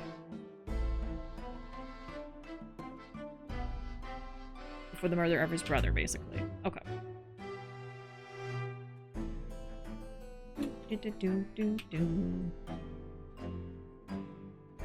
Are rabbits not allowed to be evil? Just the opposite, that's true. We don't see electro-teleporters in the other Ace Attorney games, so we know the machine doesn't work. As Castlevania Esquire points out, Castlevania Esquire! The only real question is whether Dr. Twink knew that going in. Oh yeah, not only are rabbits allowed to be evil, but they are. Haven't you seen Monty Python and the Holy Grail? That's true.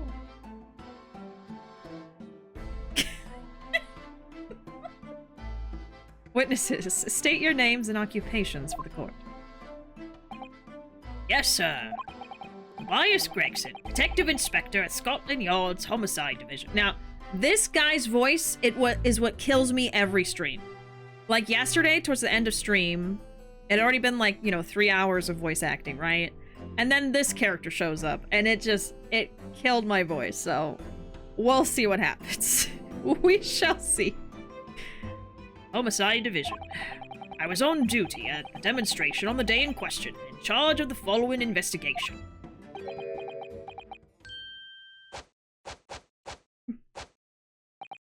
Albert Harebrain. Scientist. Now there's 6 old men to voice. I know, these old British men are killing me, man! You were born in England, but have been carrying out research in Germany in recent years, correct? Yes, that's right. After graduating from university here in Britain, I went to work in Germany and made an amazing discovery, which is what brought me back. I had to demonstrate my incredible hypothesis at the Great Exhibition. What you demonstrated was incredible, all right. An incredible explosion. But the science was a success. The instantaneous kinesis worked. Everyone saw it. They must have done. Yes, there was the terrible accident, but the demonstration of my hypothesis was a success. Well, that much is undeniable, as shown in this photograph taken by the forensic investigation team. Yeah, there's the bad guy. He's pretty handsome. Look at his eyelashes. So beautiful. He's dead now. And apparently a horrible criminal. This was taken inside the Crystal Tower, I take it. Centerpiece of the exhibition, no less. That's right, my lord. Seems the victim rammed straight into it. See. Very well. Submit the photograph as evidence. A photographic print of the victim taken after he had ostensibly been beamed to the Crystal Tower. It shows an apparent stab wound to the chest. As the courts heard, the victim of the incident was Mr. Odie Asman. There have been a number of allegations made against the man, but putting them aside for the time being, he was the man who financed the research for the experiment and the demonstration itself. I see. So to summarize the situation, the defendant is accused of taking the life of the man who funded his work. Would that be correct? Exactly. But couldn't it be that the explosion was caused by some malfunction in the apparatus used for the demonstration? That's right! That must be it! My splendid machine! My poor, splendid machine! You saw it yesterday, didn't you? We can't even examine the wreckage thanks to the Special Dispensation for Scientific Equipment Act. What? The wreckage? The wreckage? That being the case, how can the facts be established? How can it possibly be determined whether this was an accident or a deliberate and malicious act? Extremely simply, my lord. I beg your pardon? Isn't that right, witness? What? Sorry? Me? No, your neighbor. Yes, sir. It was a murder. Plain and simple. Anyone could state that with complete certainty. What? How can he possibly think that? Thank you, Inspector. I think we had better proceed to formal testimony. Explain to the court on what grounds you claim this experiment to have been a front for murder. Hey. Witness testimony! A front for murder!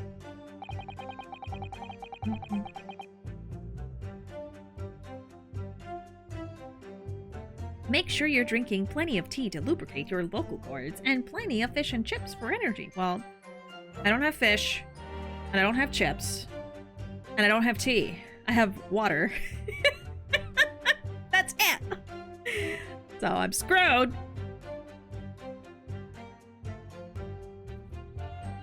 You gotta do British Gravelly, and it's a rough haul. It is. It really is. We'll see how far we get before I'm like, I gotta go! My voice is gone, I gotta get out of here!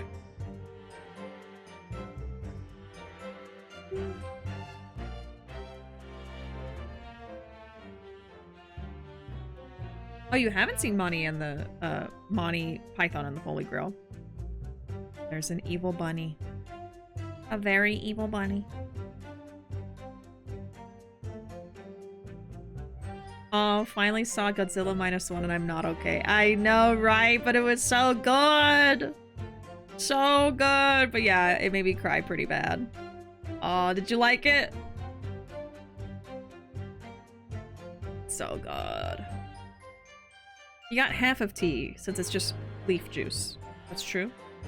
I have the water part in my unicorn mug. My cutesy unicorn mug.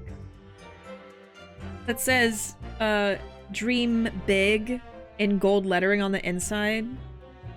But it faces me so I see it every time. Dream big. You're so right, Mug. I really do need to dream big, you know? I thought I saw a spider on the ceiling. I didn't. Dream big! Oh, God! There's nothing there. I don't know what I saw. I'm imagining spiders. Okay. We love unicorn, not leaf water. Just normal water. I wonder if I should just go take a break since we're, like, about to start a new thing here.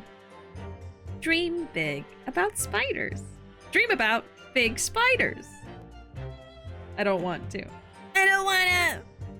Okay, we're at about 2 hours, so I'm gonna go get some more water because I am running low. I could technically make some tea, but I think it's fine. I don't want to take too long. So I will be right back in about 5 minutes. When I return, we will continue with the witness testimony and making progress and doing gravelly old British people voices. Sparkle on. Sparkle on, it's Friday. But yeah, I will be right back.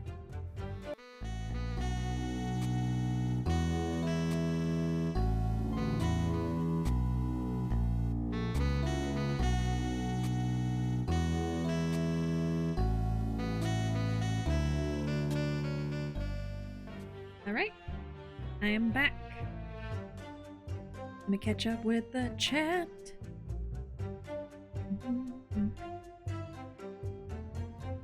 Have I mentioned that spiders have little tiny paws like a cat? I don't know if you've mentioned it, but I did know that already. It's most noticeable on tarantulas since they're super big spiders. If you look up close, like with a microscope or something, or with a picture zoomed in, they got like these little beans and these little claws. I think it's like 2, and that's their little feet. Got little tiny toe beans and little tiny fur tufts and little tiny claws. Yes. All spiders or just some kinds? I'm sure there's some that don't have them, but there are a lot that do. I'm not sure if they all do. They're all gonna have at least some foot fur and at least a couple little claws, because that's how they climb on your ceiling. Well, at least they're cute while they're climbing on the ceiling. Terrifying, everybody. I actually have a little spider story from today. That was not cute. Me and Ruuuvo were eating breakfast this morning, and we look up at our window, and dangling from a web on the curtain rod is a little wolf spider, literally doing this. It was literally moving like this with its little legs, dangling down, climbing down towards us. Horrible. Horrible. It was not a giant wolf spider. It was like a baby one. But I mean, it was that big. That's a baby. That's a baby. That's not full grown. Full grown is like this. Circle. Horrible. Did you boop the beans? If by boop you mean...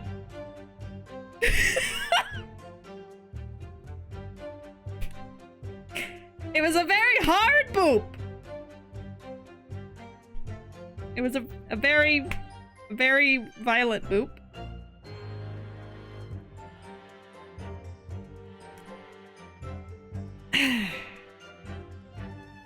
Then yes. Anyway, Ace Attorney, let's play it.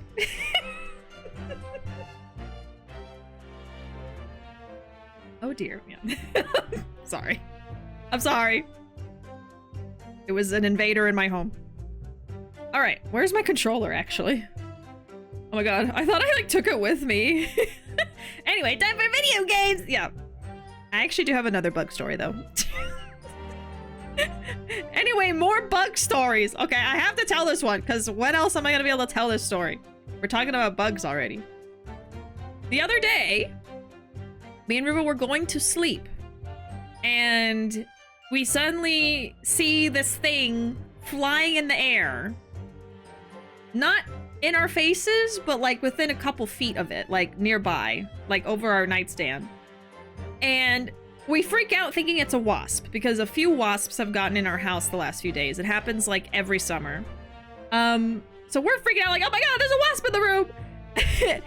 And I'm trying to get away from it while staying low because I don't want to like get up and then my face is like right next to it. So I'm like lying back and I use my legs to like my legs are flat and then I like do this with my knees to like pull myself down the bed to get like away from it. And I pull both muscles in my calves. Like I get a Charlie horse in both legs. And I'm like, ah! And I'm like trying to crawl over to the side of the bed to get away. And I can't even stand up because I've pulled my leg muscles. Yeah. And I'm like, if this was a murderer and not a wasp, I'd be dead. I've just pulled both the muscles in my legs. Anyway, so I'm like standing there trying to just like work out this horrible pain, like so I can get away. And we're like both crouching like, oh my god, where is it? Where is it? It wasn't flying. We go over to the nightstand and look for it, and it's a freaking beetle. It wasn't even a wasp, but it was big. It was like this big. It was one of those black beetles that keep getting in our house, and they can get pretty big. So it wasn't full grown, but it was one of the bigger ones. They can get like really big. There was a huge one, I've told this story before, but there was a huge one that climbed on my leg at one point while I was sitting at this desk, and when I like flicked it off my leg, it started screaming. It was horrible. So it wasn't that big, but it was on its way there. Oh my god, it was horrible. And I mean, once I realized it was a beetle, I was not as afraid, of course, but I thought it was a wasp, you know? So I just bursted out laughing. I was like, I just pulled the muscles of my legs because I was freaking out so bad and I was so scared. And it was just a freaking beetle. Like, harmless, pretty much. Oh my god. Does Poppy ever bring bugs into the house? Oh, that's an interesting question. She hasn't. But she almost brought a spider in the house one time because I let her out to go to the bathroom. And she ran back to the door, and I was like, there's just a spot on her back. And it was a freaking spider that climbed on her back. And I had to like go grab like a spatula or something to like try to like scrape it off of her because I didn't want to touch it. So she had no idea. She was like, what's wrong? I was just like trying to gently like get it off of her. And she had no idea what was going on. Eventually, I think it like jumped off of her. I was like, and then I let her in the house. Oh my god. That's so funny you asked that. I only have one anecdote about that. Yeah. So it only almost happened one time. Oh my god. There's so many spiders out here. It's horrible. Yeah, testimony. I'm giving my testimony against bugs here, okay? That's what this is. Okay. Now we can play Ace Attorney. I've gotten that out of my system. The corpse that went crashing through the crystal tower had a broken neck. I made a minor miscalculation in the angle of the beam projection. That's all. That was my mistake. Post-mortem examination revealed another injury, a fatal wound. There was a lesion in his chest where he'd clearly been stabbed by something sharp, right in the heart. So the victim was killed before he went anywhere, and this fella's the only one who could have done it. An extraordinary business. In addition to suffering a broken neck, the victim was stabbed in the heart. Information I would really like to have heard from someone other than the judge. Coroner says death would have been all but instant from a wound like that. You could say, in fact, that the victim was killed twice by the accused. No, and no! That couldn't be further from the truth. I have here the experiment plan document that was submitted to the security team. Okay. Victim stood himself inside something called the birdcage, ready to be beamed instantly. Alright.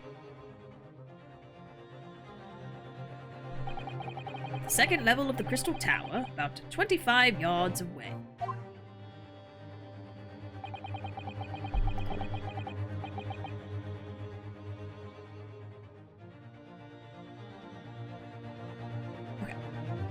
The experiment did not go according to plan, however.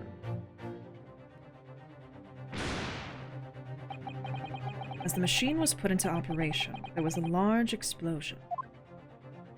The blast caused the beam transmitter to point higher than intended.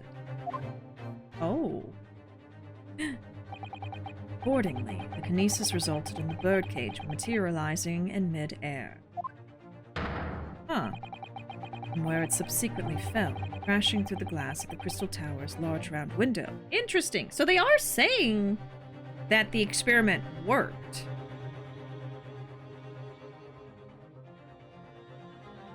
Technically. Okay, so yeah, he went splat. Unfortunately. Okay. So victim died from a stab wound to the heart, which was instant,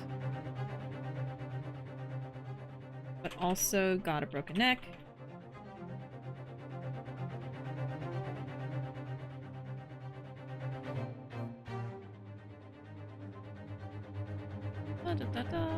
They're saying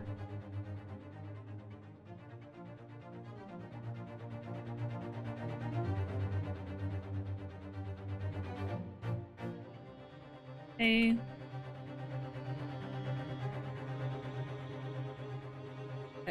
the beam higher. Oh my goodness. Welcome in, Raiders. Howdy.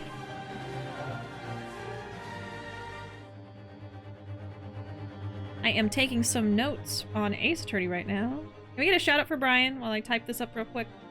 Welcome in, y'all. We're playing some great Ace Attorney Chronicles and right back out of here. Let's see. To aim the beam higher, which... Okay. There we go. Ah, more Ocarina. Having fun. Oh, sorry to raid and run, but I do plan on playing this at some point. Love me some Ace Attorney. Oh, yeah, no worries at all. I totally understand leaving because of spoilers. I hope that you also have a great night. And thank you so much for the raid. I really appreciate it. Have a good night, and we'll see you around. We'll see you later, Brian. Thank you. Have a good one. Hope you had fun with Ocarina. Yeah, welcome in, y'all. Welcome into the chat. If you're new here, my name is Bishi. We're playing some great Ace Attorney Chronicles at the moment. We're in the middle of Case 3. And I also play Yakuza games. So I'm Yakuza and Ace Attorney. I'm all about those right now. But we play all kinds of stuff. Yeah, welcome in. Welcome, welcome. We also like to laugh and thirst for fictional characters. That's our MO here. Okay. But right now we're putting our thinking caps on and figuring out these Ace Attorney logic puzzles. Okay. Where it fell, crashing through the glass of the Crystal Tower's large round window. Okay. My word. One assumes the victim's neck was broken upon impact with the tower then. I'm so sorry. I didn't mean for this to happen. The machine was just too powerful. But honestly, really, I swear, it was just an accident. A terrible accident. Unfortunately, that excuse can't save you. No, not considering the sharp murder weapon that pierced the victim's heart. Murder weapon? What are you saying? Oh, yes, I remember. It was that thing that Mr. Gregson took. It was like it looked like a screwdriver with the letter A, and I thought, is there blood on the end of that? That's what it is. This is the autopsy report submitted by the coroner. Hey, Cryptic. Hey, PC Man. Howdy. Welcome in. His hair reminds me of popcorn. A little bit, yeah. Or like a cotton ball, perhaps. Why? That came out of nowhere. Oh, hi, Bishi. How goes it? You lovely person you are. Thanks. Going pretty well. We're just making our way through case 3. And I'm doing a lot of like old man British voices, and I'm hoping I come back out of this with a voice by the end of the stream. Prosecution would like it entered into the court record. Okay. The request is granted, counsel. Yeah, British warning for sure. The autopsy report of the victim, Mr. Asman. His neck was broken from the impact of a violent fall, and he was stabbed in the chest with a sharp object. Not in that order, apparently. Okay, before I read that, I want to look at the court record. Oh, his hair! Okay, I see. like a puff of a cloud. Let's see. Oh, I haven't actually looked at everything yet. Hold on. Okay, yeah, so this is what they're showing me. So it's pointing up here when it was supposed to be pointed like straight across, so he would land right here, I think. Okay. And then here is the mysterious contraption that we found. There's some sort of lever here. It's a crossbow. I thought so. I frickin' thought so. What is this? It looks like a cross between a bow and a gun. I think it's probably used for the same thing, too. Ah, a weapon found hidden behind a tree. So it could be that he didn't stab him, but someone shot something at the guy. Okay. I think I'll look at the rest of the stuff actually in a second, because the background noise is literally just like people talking over each other. So let's just wait till we get to some music. I was there in person, you know. I saw the whole ludicrous performance. And the only other person on the stage with Mr. Asman was that disgraceful excuse for a scientist. Then really, by all accounts, it must have been him. Hard to think otherwise, really. Very well. Counsel for the defense, proceed with the cross-examination, please. Oh, yes, my lord. I need to focus here. It's been a while. That was a particularly hard slap. Cross-examination. Alright, now let's look at the court record.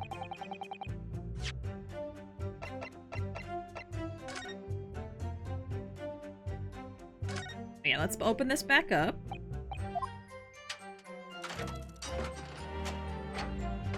That's pretty cool, though. It's portable. It looks like you wind this around in order to draw the bowstring back and create tension. You must be able to fire arrows with a huge amount of force using this device, then. In fact, I would imagine it's far more accurate and powerful than a Japanese longbow. Ugh, I really had no idea what I was picking up when I spotted this at the exhibition grounds. I did. I thought it looked like a crossbow. This groove here, it must be where the arrows are loaded, I suppose. So I was right. It's a sort of bow with an automatic firing mechanism. This would be perfect for someone like me, who catches his ear with the bowstring 2 times out of 3. In fact, if I'd had one of these, maybe I could have beaten Kazuma in Kyoto archery training. Memories. Okay, I think that's it. Seeing if there's anything special on the back or anything like that. Okay, I think that's it. And then we have this. Nothing to say on this side. It looks like layers of thick canvas with a thick rubber lining of sorts. I've never seen anything like it before. But applying Mr. Sholmes' methods, you might deduce it was part of a raincoat worn by someone who really, really didn't want to get wet. And the charring must have occurred when the person was struck by lightning. Or maybe not. Yeah, I don't know about that. It could be from a hot air balloon. Okay, so this is just the picture. Alright, autopsy report. Odiasmin. Time of death, 21st October, around 2:20. Hemorrhage of a wound to the chest that pierced the heart, inflicted by a sharp implement. A broken vertebra, most likely resulting from impact after a sudden fall from considerable height. Okay.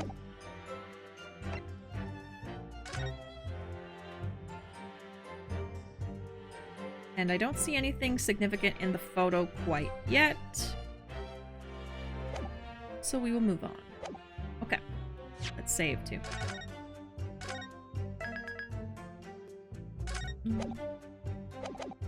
Alright. Corpse that went crashing through the crystal tower had a broken neck. Hold it! Are you suggesting that's because he fell from a considerable height? Exactly. Which highlights something else about this whole rum business. What's that? The fact that the instantaneous kinesis itself was a success. After the explosion, the cage with the fella inside suddenly appeared out of nowhere in midair. Oh. So although the experiment ended in disaster, the so-called instantaneous kinesis did actually occur. Remind us, Professor, what was the cause of the fatal disaster? I made a minor miscalculation in the angle of the beam projection. That was my mistake. So the angle of the projection is critical, is it? And you calculated it yourself, personally? Absolutely! The calculation is far too complicated for anyone but me to carry out. Only you got it wrong, didn't you? Yes, that's right. That's the point. The calculation is so complicated, even I can make a mistake. People fall for that brazen confidence. I should try it. I took into account the subject's height and weight, the wind direction, the ambient temperature. I considered every possible variable, so I just don't understand how this could have happened. Obviously, then, you had to include the weight of the clothes Mr. Asmund was wearing at the time, I suppose. Ah. Crackling comets! The answer should have been 3! Oh my god. So much for safety first. The 3 must be for safety third.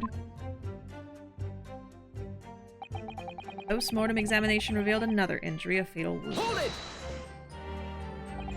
Another fatal injury, you say? That doesn't make any sense. I didn't think I'd have to spell this out, but here we go. 3! 3!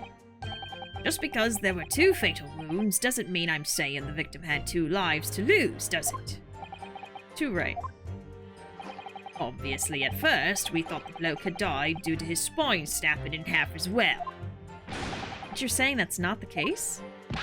You get your answers once I'm finished my fish and chips, if you don't keep butting in every few seconds. But we all know that's a bottomless bag.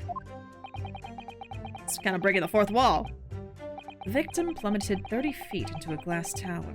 It would be reasonable to assume that as the cause of death. Right, that's what we all thought, but it was a red herring, wasn't it? His poor fish and chips! There was a lesion in his chest where he'd clearly been stabbed by something sharp right in the heart. Hold it! The defense knew nothing of this crucial information.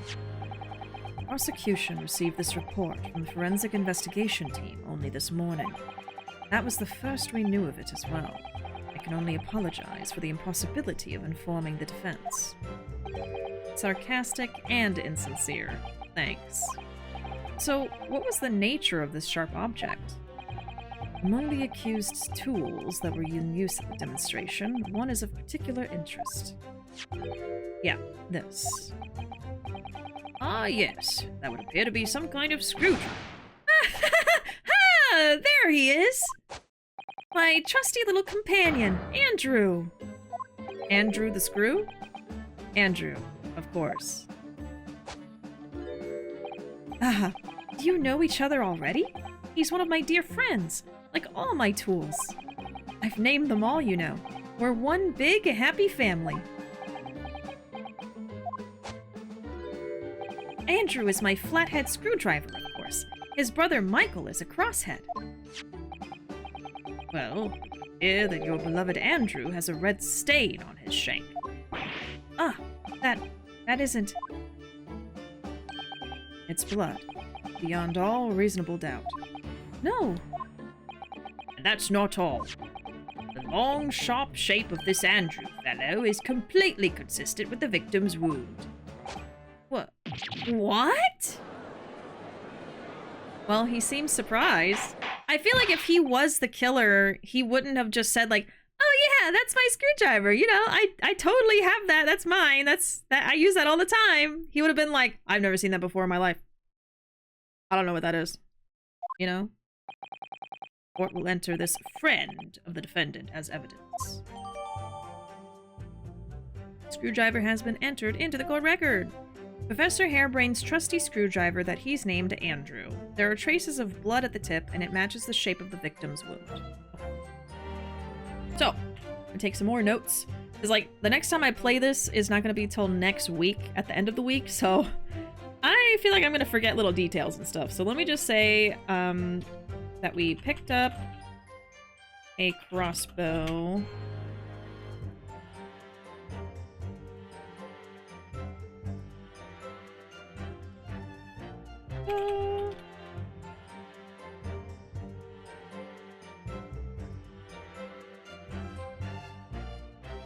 Okay, let's get that in.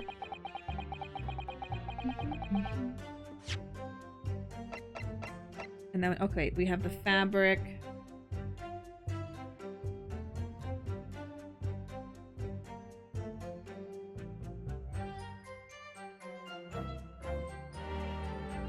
The only thing I have to say about this is I think it could be from a hot air balloon.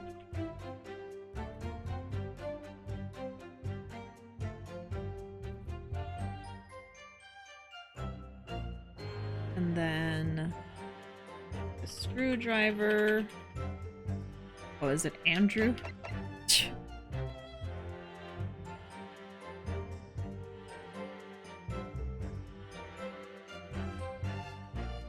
Okay.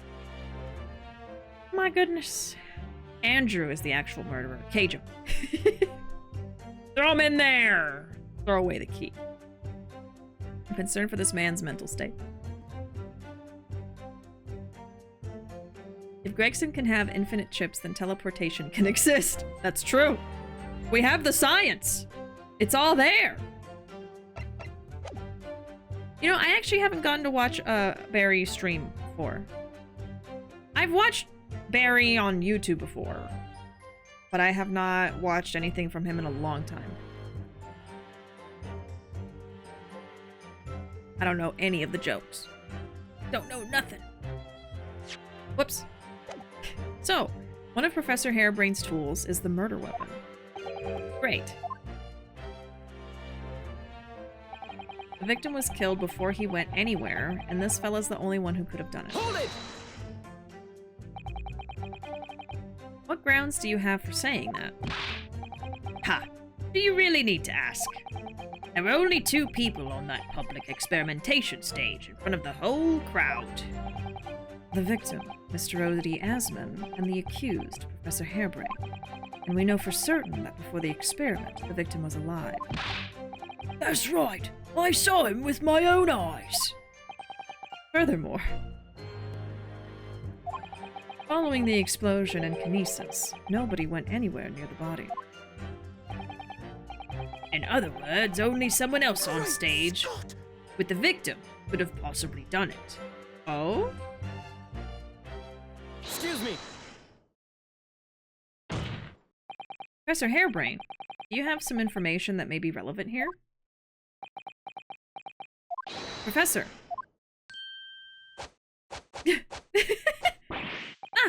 Sorry! I was just calculating the optimum coefficient of electrolysis to separate molecules in the human body. And the witness stand is the best place for that? It seemed as though you might have something to say about Inspector Gregson's last remark.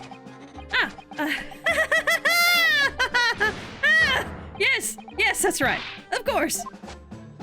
He just said that nobody else could have done it, didn't he? Yeah, that's right. Who else could have stabbed the victim, eh? I don't know, but there's no way that I could possibly have stabbed Mr. Asman as you say. Eh? Explain, please, Professor. Of course, this cold-hearted policeman may not be aware, I suppose. But humans are warm-blooded mammals, with blood running continuously through their veins. I had heard.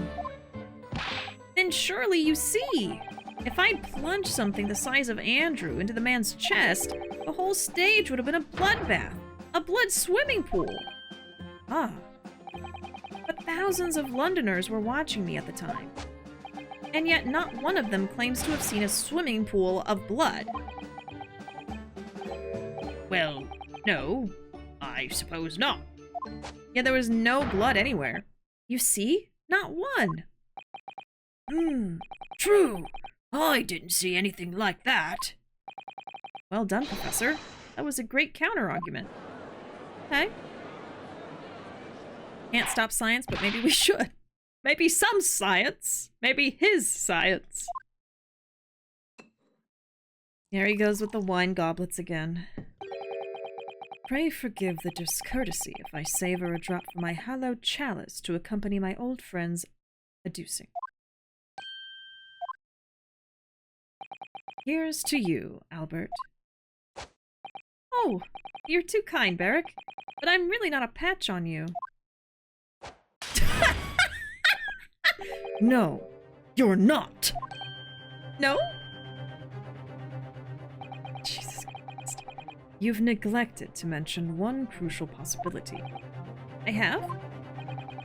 A particular situation in which very little bleeding would result from a stab wound. Ah, of course. If the weapon was left there? Inspector, enlighten the court, please. Yes, sir. Where are they going with this? Very well. We'll amend your formal testimony now, Inspector Gregson. The weapon the victim was stabbed with must have been left in his body while he was beamed through the air.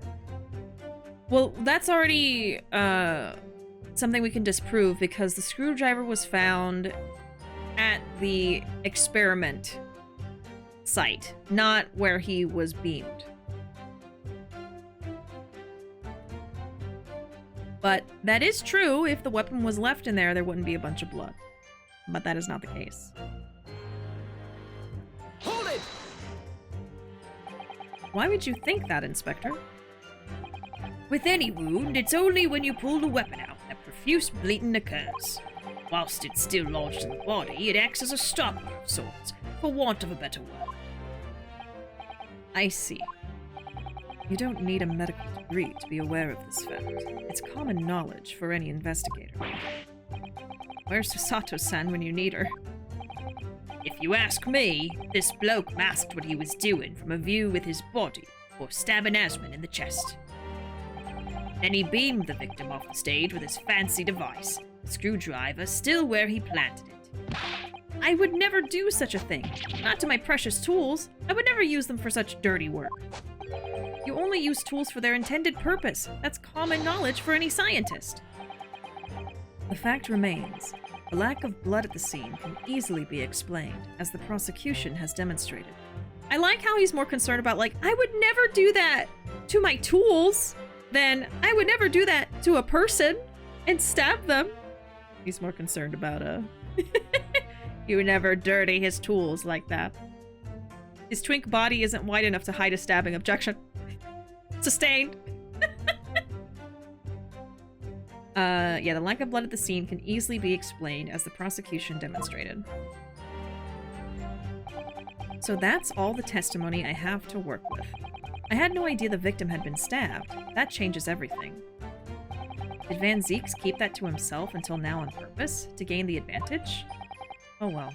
I suppose all I can do is press these witnesses for as much new info as possible. Hi. Got a broken neck. Okay, hold on.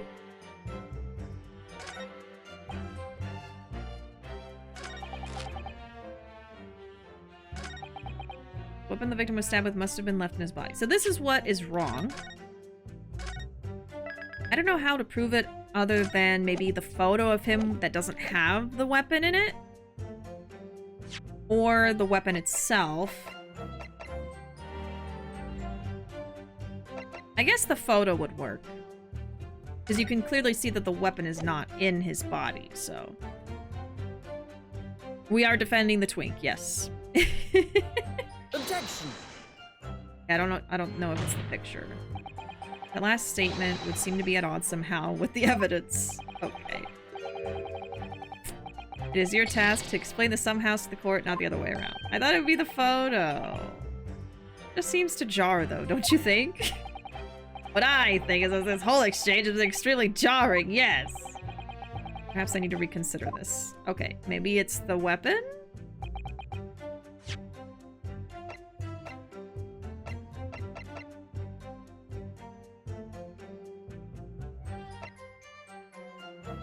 Objection! No? Okay. Well, then... Let me just go back.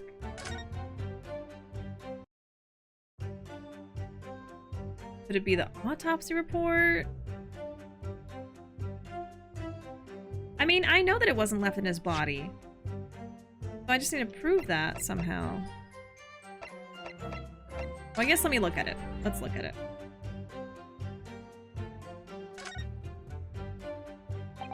I've seen this unusually shaped handle before. It's the same screwdriver that was lodged in the grill on the floor of the kinesis machine, which could be important information, so I should definitely make a note of it. Okay, that's what I was missing. There we go. It was found poking through the grill in the base of what remains of the kinesis. There we go. Okay. I just had to look at it.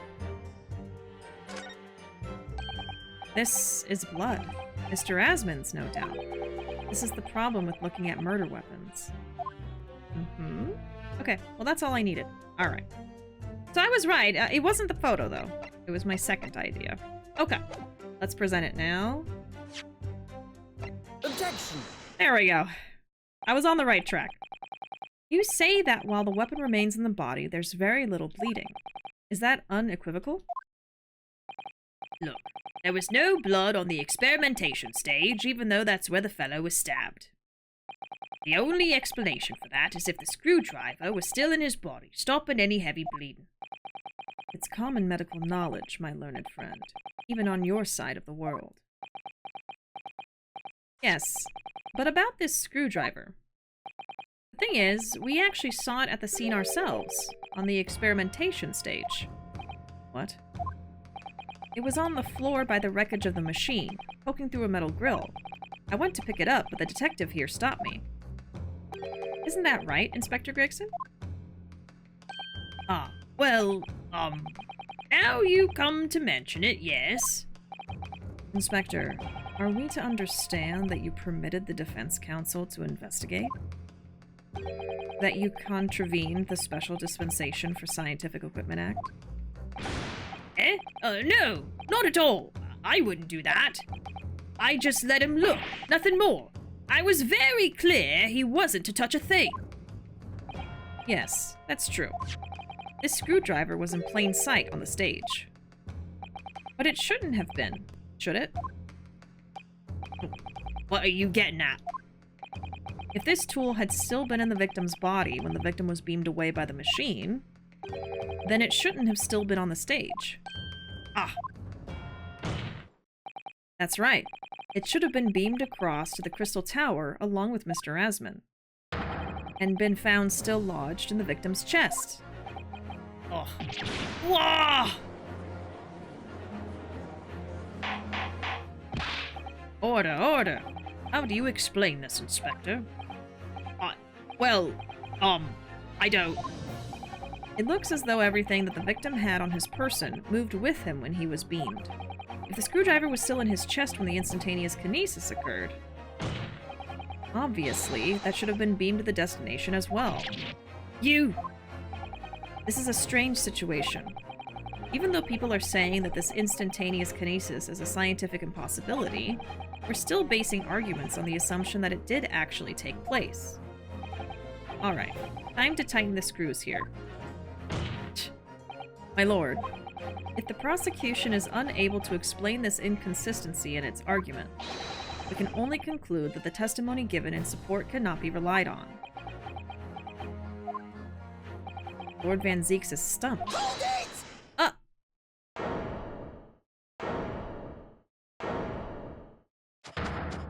Now what?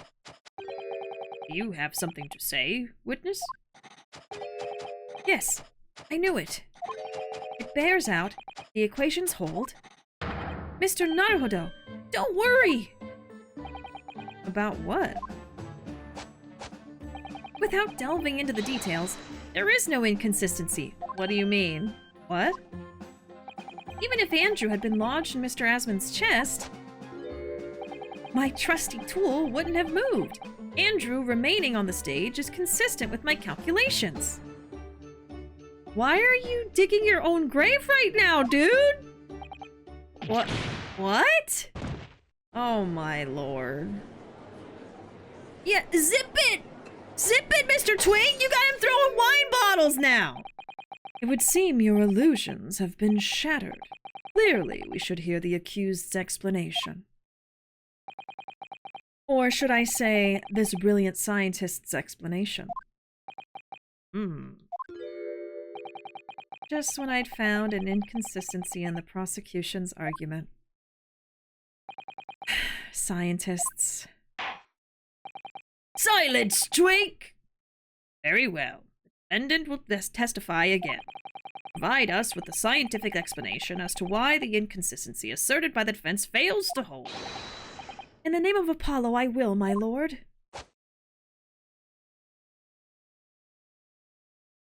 You dumb little twink. You fool! You foolish twink! You have no idea what you have just done. Okay. You just gotta be so smart. And explain away your innocence. Good job. In the name of perceive. Oh right, that's why I didn't like this guy.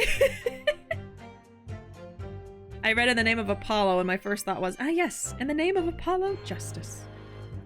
I will never escape Ace Attorney even within Ace Attorney. Nice Ace Attorney reference. Alright. To be clear, I'm still at the stage of gathering data in my research. My hypothesis states the kinesis cannot transport metal, though. Hence, the metal weapon would have stayed put.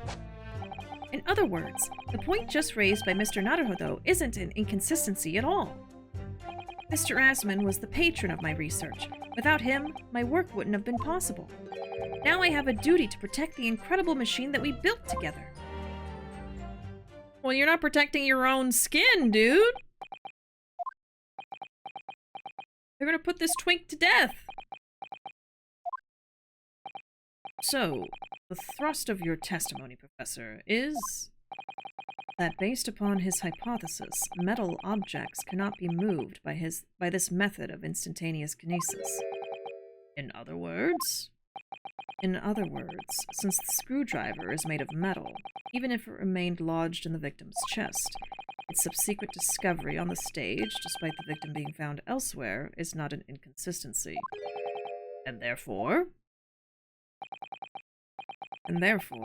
Professor Albert Harebrain could still have been the killer. My great hypothesis holds, you see.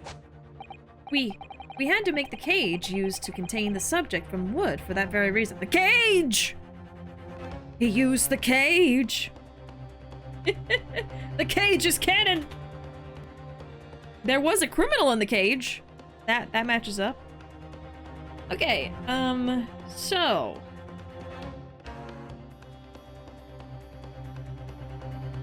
So, the machine does not teleport metal, so the victim could have been stabbed before being teleported. Or actually, he had to have been stabbed.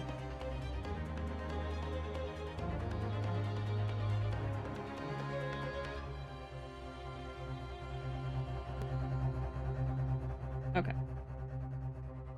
Throw this man in the pit. The cage is too kind. I was not addressing you, witness. Professor Hairbrain. Yes? Whose side are you on here? I don't take sides, Mr. Naruhodo. No, no, no. And no. My only interest lies in upholding my hypothesis. I'm a scientist, after all. Is he working for us or against us? It's very hard to tell. Let's see how you cross-examine this testimony, my Nipponese friend. Yes, fire away, Mr. Naruhodo. Okay, so something that he said will be an inconsistency, I guess. Let's see. I'm still at the stage of gathering data. Hold it! And yet your retort to my argument wasn't lacking in confidence in any way. No scientist can find the truth without first finding self-belief. Those were the words of a certain scientist I hold in the very highest esteem. But you realize that disproving my argument puts you in a very precarious position, don't you? No scientist should strive to protect himself more than he strives to protect the truth. More words of the same great scientist, you know. Words that are causing me a lot of trouble. Who is this scientist? I'm afraid I couldn't tell you, Mr. Naruhodo. But as soon as I remember the magnificent genius's name, you'll be the first to know. It might be worth keeping the names of your idols to mind. It's his mom. You're wasting your breath, my learned friend. This scatterbrain even forgets my name at times. So Lord Van Zieks really did have a friend once. But I didn't notice hell freezing over. I didn't notice it. Hey, bees! Welcome in! Those emotes are so cute. Oh my god. Oh, these are your emotes! They're so cute! Well, thank you so much for the lurk. I'm assuming you're gonna go right into a lurk. I appreciate it.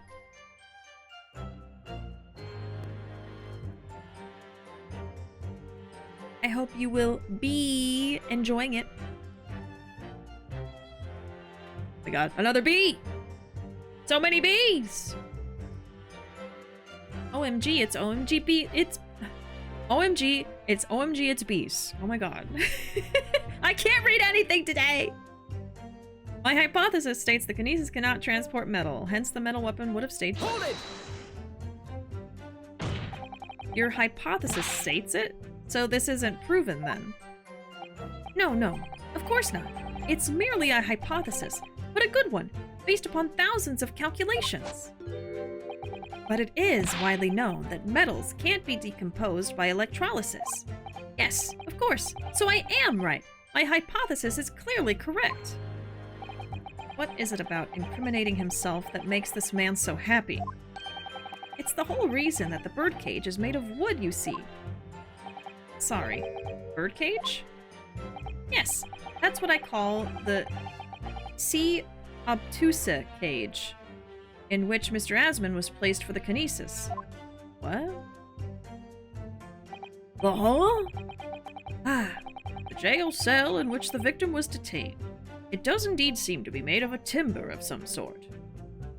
I guess so. What about his glasses? Isn't that metal? Isn't that metal right there on his fucking face? Come on, man. And it's like really sparkly and gold, so you notice it. Come on. Let's see. So I'm gonna put a big caps lock. But his glasses were teleported. Is there any other metal? I mean, I just see the glasses. That's the biggest thing. He has a little buckle on his clothes, too. That could be metal. Yeah, the buttons, right?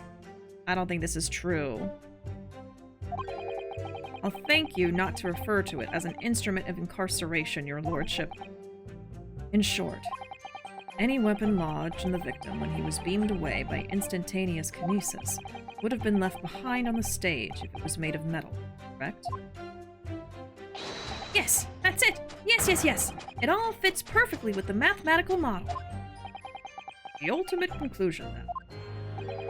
is that the defendant alone had the opportunity to inflict this fatal injury on the victim, is it not?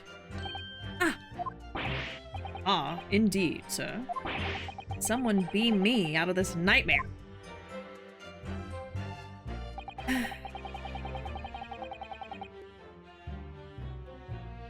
It could be that Gold acts differently than teleportation. Maybe? I think it is worth presenting the photo, though. I feel like that is going to be the inconsistency here, because I don't know what else it could possibly be, but we'll see. Hypothesis disproven by facts and logic. L plus ratio. Don't go to prison. Don't go there. The point just raised by Mr. Naruhodo is not an inconsistency at all. Hold it! You seem to be pleased by that. Yes, another example of my hypothesis holding true. But I sense some sarcasm, Mr. Naruhodo. Are you not pleased? No. I knew it. At the end of the day, I'm the one responsible for Mr. Asmund losing his life. The advancement of science is no excuse. I know that. No, you're quite right. Tell the court, did you have a close relationship with Mr. Asmund? Oh, well, no, not really. I mean, I'd only met him 2 or 3 times. And we only ever discussed my hypothesis on the project, and the research grant, of course. Okay. Mr. Asmund was the patron of my research. Without him, my work wouldn't have been possible. Hold it! How did you come to know Mr. Asmund in the first place? A year ago now, a small provincial science journal published a little paper about my work. It's literally a little paper. It's literally a little paper! Oh! That's a scientific journal. Good gracious, I should need new spectacles. How does anyone read that? I know, it's like those little tiny mini dictionaries or those little tiny books. You need like a magnifying glass. Oh my god. Yeah, and then academic scientific papers are super dense. Like, oh no. Now this is super tiny. He was his sugar daddy. Asmund was my sugar daddy, of course. I might have had an extraordinary hypothesis and great promise, but at the time I had no money. I had to eat tiny little meals at a tiny little cafe and drink watered-down water out of a tiny little glass. Watered-down water? But Mr. Asmund read the paper and came to visit me at my tiny little laboratory. And offered you money to help fund your work. Exactly. That's exactly what happened.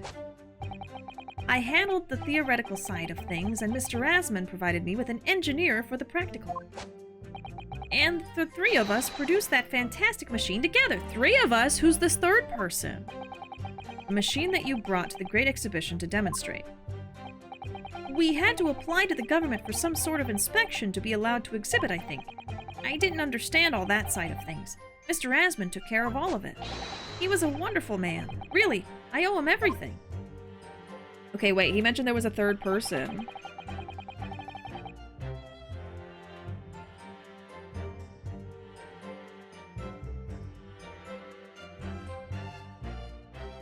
Yeah, there's an engineer. I'm gonna say he could be the murderer. Now I have a duty to protect the incredible machine that we built together. I know, it was like the size of a Lotteria card, yeah. Yeah, well, that's not important at all. I know there was a 3rd person on this project. When you say that you built the machine together, does that mean that you were involved in its construction? Yes. Well, not exactly. I'm not good with the practical side of machines myself, so the physical construction was done by an engineer. Little remains of your creation now, though, following the explosion. Repair will no doubt be impossible. Yes, I realize that, but still. If someone were to gather all the broken parts, they would discover the secret of my hypothesis. But Mr. Asmund and I toiled over that machine for so long. We put our hearts and souls into it. I have to protect our work. So what's left of the machine must be kept safe. That's only fair, because what happened was an accident. You know, before we keep going, I also need to take note about the wax statue that got kidnapped, so to say, because I know that will be important to the case later. I'm sure of it. So let's take note of that. There's a wax sculpture missing. What's her name? I already got a lot of people in here from Tusspells.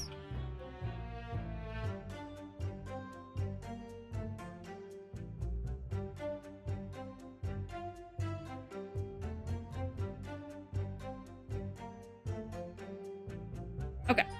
Got it. His paper was so small because he couldn't lift anything bigger. He's just so weak. His muscles are so little. 36% love with Esmeralda. I gotta try now. I gotta do the love command more often because I have never gotten 100 in 5 years. That is ridiculous. I really thought I at least had one at some point. Only 25. Alright. I tried.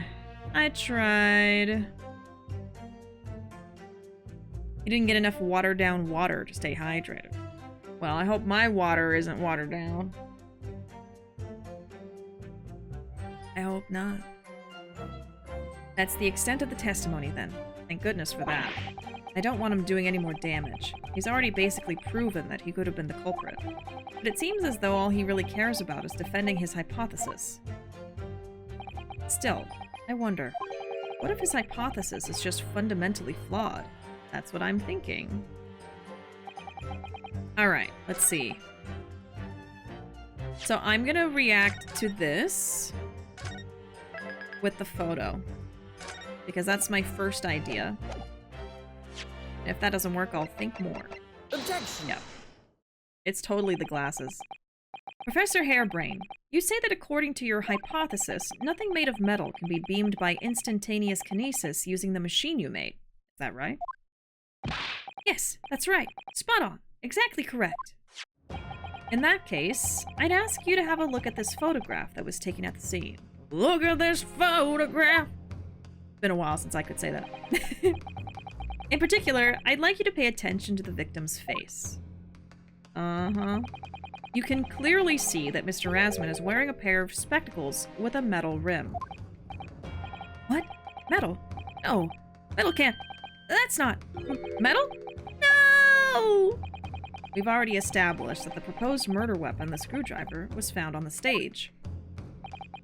However, if your hypothesis correctly predicted that outcome, it should also have predicted that the metal-rimmed spectacles would be found in the same place. Ah! My hypothesis! My hypothesis! Not his hypothesis. Welcome in, Shiny. How you doing? I like how your first message was, love with Twink Brain. 45%. 8% love with Ace Attorney. 72 with Caging Twink Brain. 59% with Twink Brain. Okay, I might as well try with Twink Brain too. Everyone's doing it. Peer pressure. Thank God it wasn't 100. I would have been upset about that. Hey, Twink, hypothesize these nuts. Oh my God. Oh my God. I don't know if anyone's noticed this. I don't know if anyone's remarked this. But I love how gentle Ryu's objection is compared to Phoenix's. Nick is just so aggressive in comparison. Oh yeah, Ryu is like kind of polite about it. He's kind of polite. How is the Twink going to account for people with glasses or belts if this went mainstream, right? Like just anything metal, or, you know, God forbid if they had a like a metal limb or something. Would just get kept behind. Oh my god, 100! We finally got 100 in chat this week. Oh my god. Lucy, congratulations. You've got 100 with Twink Brain. How do you feel? Oh no. It's accurate. Get naked like in the Terminator. Oh, that's true, yeah. Oh my god. Alright, let's add this to the quote system. You're in the Hall of Fame now, Lucy. 100 love with Twink Brain. Let's see.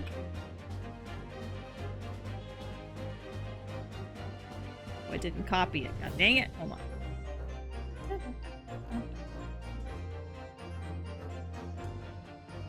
There we go. Quote number 705. Let's add that to the quote system right now. Or not the quote system, but the 100 command.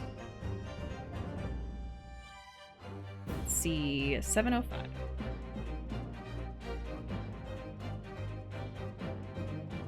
Yes. It's going to be saved forever, Lucy. Forever and ever. Anytime someone gets 100, it's saved forever. There you go. You're in the Hall of Fame. Congratulations! Oh my god. Post-game interview with Lucy and Twink Brain. What was going through your head when you were typing the love command?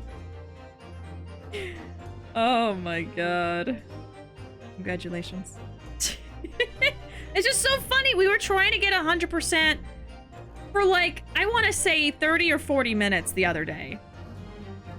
And then just after like, I don't know, 10 tries, it happens today. So it's just, it's pure luck, pure chance. You never know when it's gonna happen. Furiously typing. Damn it! I swear, every week, I'm just gonna try Love with Kiryu. I think I should try every week, at least once, until it happens. I swear. Okay. Professor Hairbrain, this isn't easy for me to say, but you got 100% love with Lucy in chat. But your hypothesis is clearly flawed. Whoa! Order, order! Council, what is the implication of this? If, on the day in question, the alleged instantaneous kinesis never actually took place, then it's entirely possible that the victim was killed somewhere other than on the stage.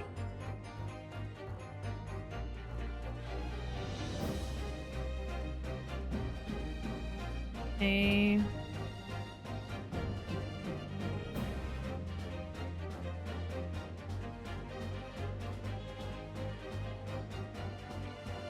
I wonder how the screwdriver got there then. And in that case, someone other than the defendant could have been the culprit. But my hypothesis is sound! I proved it that day. The experiment was a success. The experiment was proof of all my work. I don't know. I could say something here, in my capacity as a fellow of the Royal Society. Yes, juror number 4, go ahead. As a man of science, there's one thing I simply cannot abide. And that's a fraud who pretends to be a fellow man of science. What? Wait, great Scott! Are you suggesting my science is suspect? It's just been disproved, hasn't it? In front of all of us. In other words, the whole demonstration was a complete nonsense from start to finish. Oh, thank you so much for the follow, Monica. Thank you. Just Monica. Thank you. Believe me, my fellow jurors, when I tell you that this man is a heel, a bounder, and a fraud. I say the wreckage of that machine should be stripped down and thoroughly examined. No, never! That machine is the essence of my entire hypothesis. It's protected by the Special Dispensation for Scientific Equipment Act. What the devil is that blasted act all about, eh? Who made up such a daft rule? I don't like the way this seems to be going. What's the best way for me to help the professor? Oh, my lord. I mean, probably to object. You're not a scientist, you're just a first-grade science teacher! Oh my god. Lucy's like, just like desperately trying to get 100% with anyone else. Like, please. Trying all the different iterations. But yeah, so the love command refreshes every week. I think on like Monday or something, you know? So basically at the start of the stream week, you can test out your love with a certain character once a week if you want, just to see what happens. Just to see. Sometimes we treat it like a horoscope, like, how's my week gonna be? How much love is there between me and my favorite thing? Oh, it's low? Okay, great. My week is gonna be a crap week. Okay, raise an objection. Objection! I don't know why, but I'm doing it. Professor Hairbrain has yet to perfect his invention. That would seem to be the case, yes. But even so what?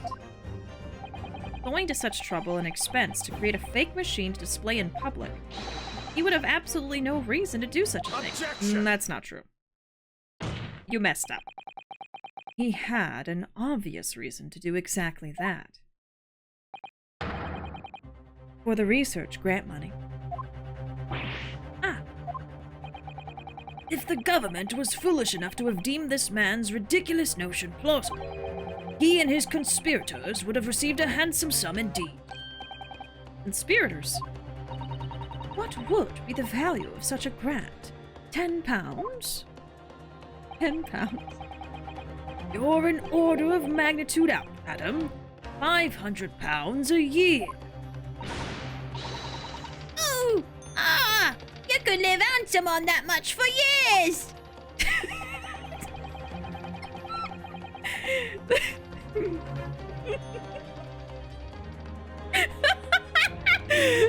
56% love with corn juror. The society's noticed an increase in bogus public demonstrations in the field of science recently, and plenty of scientists arguing with each other to get the largest slice of the funding cake. This guy's voice is killing me too. People's greed is plenty motive enough for murder, I assure you.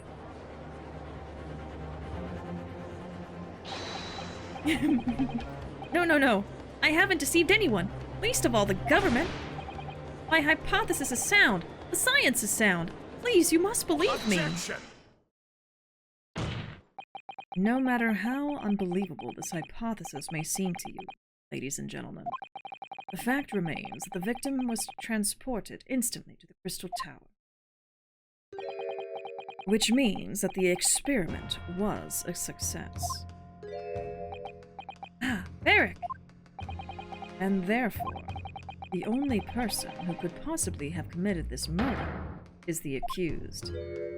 Interesting. Ah, Varric. Interesting. So it's like, if his experiment was successful, he's the murderer. But if his experiment didn't technically work, then he could possibly not be the murderer. If he says hypothesis one more time, I'm gonna lose. 37% love with the corn of the corn juror. They don't want you to take their corn! What if Twink Brain just blows up the courtroom if the case isn't going his way? Instead of Nancy in an afro, it's a pipe bomb. Oh my god! He just had... No, you know how he likes little stuff, right? Like he had the little science paper and the little water. What if he just has a little version of his experiment and it also explodes? There you go. And then a little, what was his freaking name? A little Odie shoots out of it. And slaps the judge in the face. He would go to jail immediately.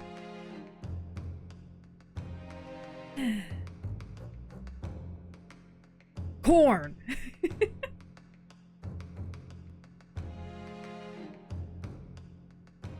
Let's get back into it. Or my voice gives out. My voice is already starting to hurt. I can tell. It's starting.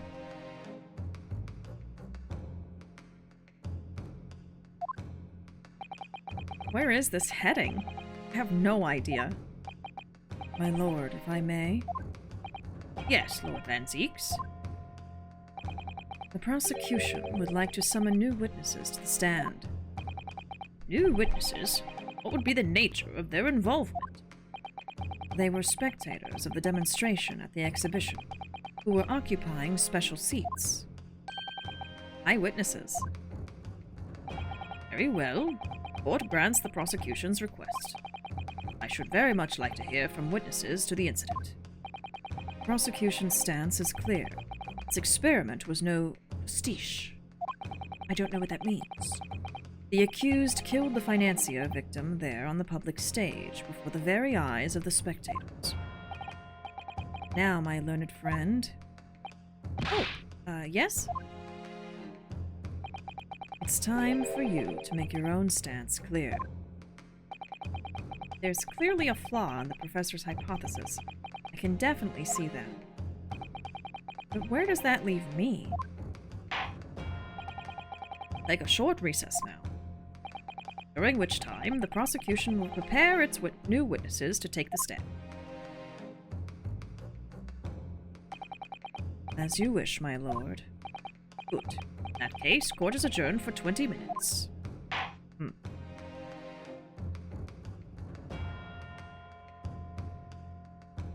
Oh, to be continued. Okay. We could stop here before my voice gets worse. I didn't realize we were so close to a stopping point. I suppose.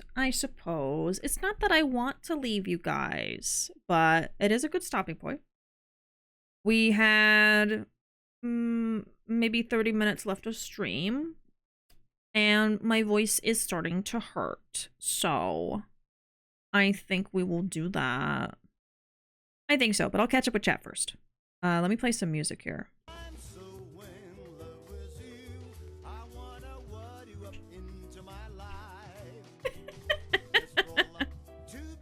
Gotta preserve your voice for next stream. True. But I won't be streaming again until Tuesday. But I really did push it yesterday. I went for the full 4 hours when my voice was not okay. And it did not feel better until I woke up today. So I was suffering last night after stream. So I'll stop here. Good stopping point. Etc, etc. Everything I already said. Let me catch up with chat first, though.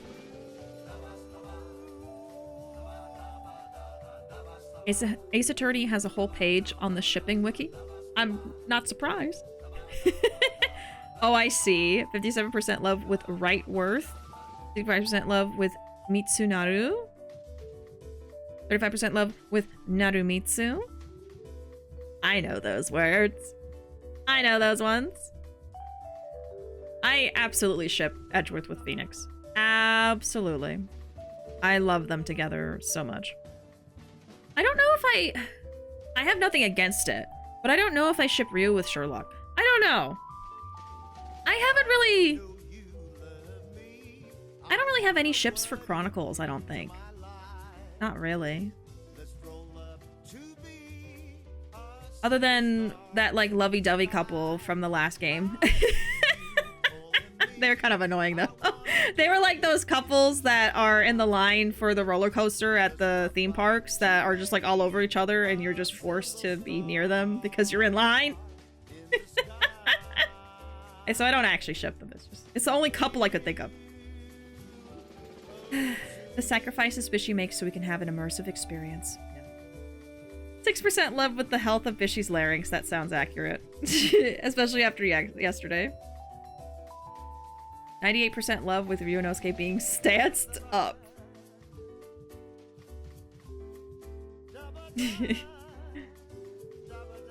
Sherlock and Ryu can hook up or not. It's whatever. I mean, yeah. That's basically how I felt it. I don't know. Herlock X getting better at deduction, right? That's the real ship. Ryunosuke and Sholmes is such a pull I would not have expected legitimately. Actually, never mind. I would have expected it. I've seen it before. It's just not one I'd expect to hear first. What other ships do people have for Chronicles? If people suggest some, I might be like, oh, I see the appeal, and then maybe I'll start to ship it. I don't know. There might be some from later on in this game that I haven't seen. Oh, wait. Isn't there one with Ryu and, his friend that passed away? I'm sure that's a ship, right? Very sad. With Kazuma, yeah. Kazuma existed for 3 hours, but that does not stop the internet from shipping it with Ryunosuke. Yeah, okay. I think that's the ship that I would ship. I think that makes perfect sense. Yeah, I ship that. There you go. That's the one thing I ship then. Yeah, he was there for like 10 minutes. Twink X Reader. Self-insert. Oh, there's a ship for Hairbrain and Zeeks. I guess that makes sense. I guess that makes sense. You know, it's so funny. When we were having the conversation yesterday about how Hairbrain is such a twink. I thought this but didn't say it out loud, but I'm gonna say it now because it's the end of a Friday stream. I'm gonna leave for a weekend. I don't have to face you guys for like 4 days. One of the things I thought of was like, oh my god, I can only imagine what the fandom does to this little twink. I can just imagine the fan art of this little guy. Because he's a little meow meow. He's just got that look to him. I just feel like there's probably some horrible fan art out there. Horrible as in adult, not horrible as in really bad. You can't imagine, but please don't. This twink must get demolished on Twitter. Exactly. Especially shipping him with Van Zeeks? Come on. Oh my god. I don't ship it, like, actively, but I know it's out there. Oh my god. I was wondering what Power Shoe was. I saw that, but I didn't know what it was. Power Shoe is Will Powers with Gumshoe, and that's hilarious. I see it. I see it.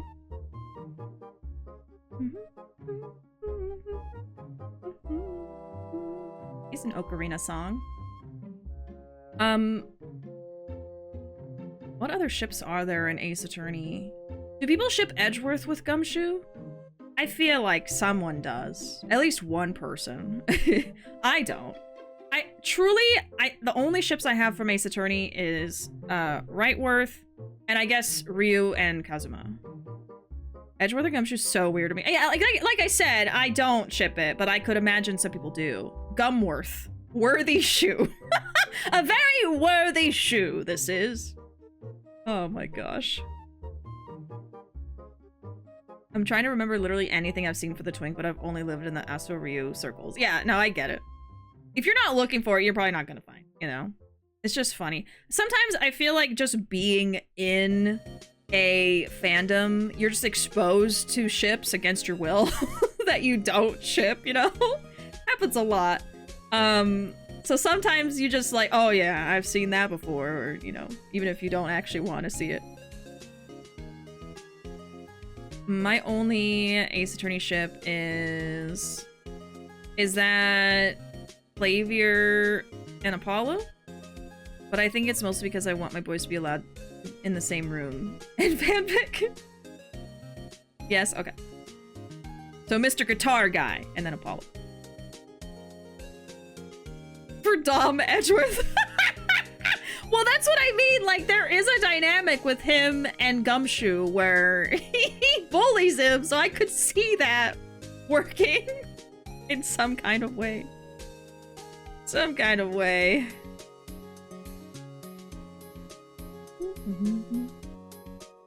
Who's Nyx? Phoenix? Oh. Yeah, I don't ship that. I don't ship that. Yeah. Like the age difference and then their relationship. I don't ship that. That's a ship where I would like side-eye a little bit, to be honest. Maya and Franziska is one. Interesting. I think they're around the same age, right? I think so. Hi. Chris. Which one is Chris? Pretty much the same age. I think so, yeah. Love Fran Maya. I see it. I see it. Orlana, Emma's sister, and Mia. Kristoff. So, the villain from the first Apollo Justice game. They're very divorced and not okay, yeah. That's the thing too about ships, is it doesn't have to be something that's like healthy or makes sense. It can just be, there's some kind of dynamic there that's interesting to explore in fiction. That's it. You know what I mean? But there are also ships that are just like, that's not okay. Like, I get like that with ships that include like a character who's young and an older character. You know what I mean? Like it's just not okay.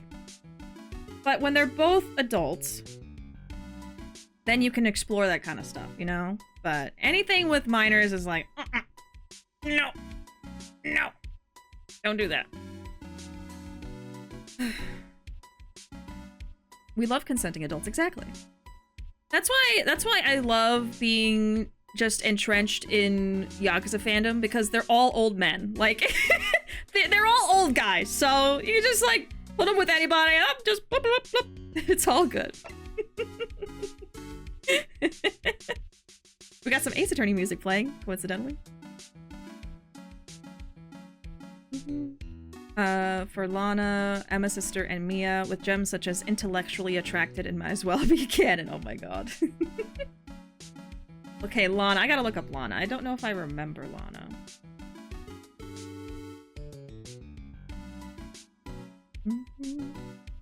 Oh, this one.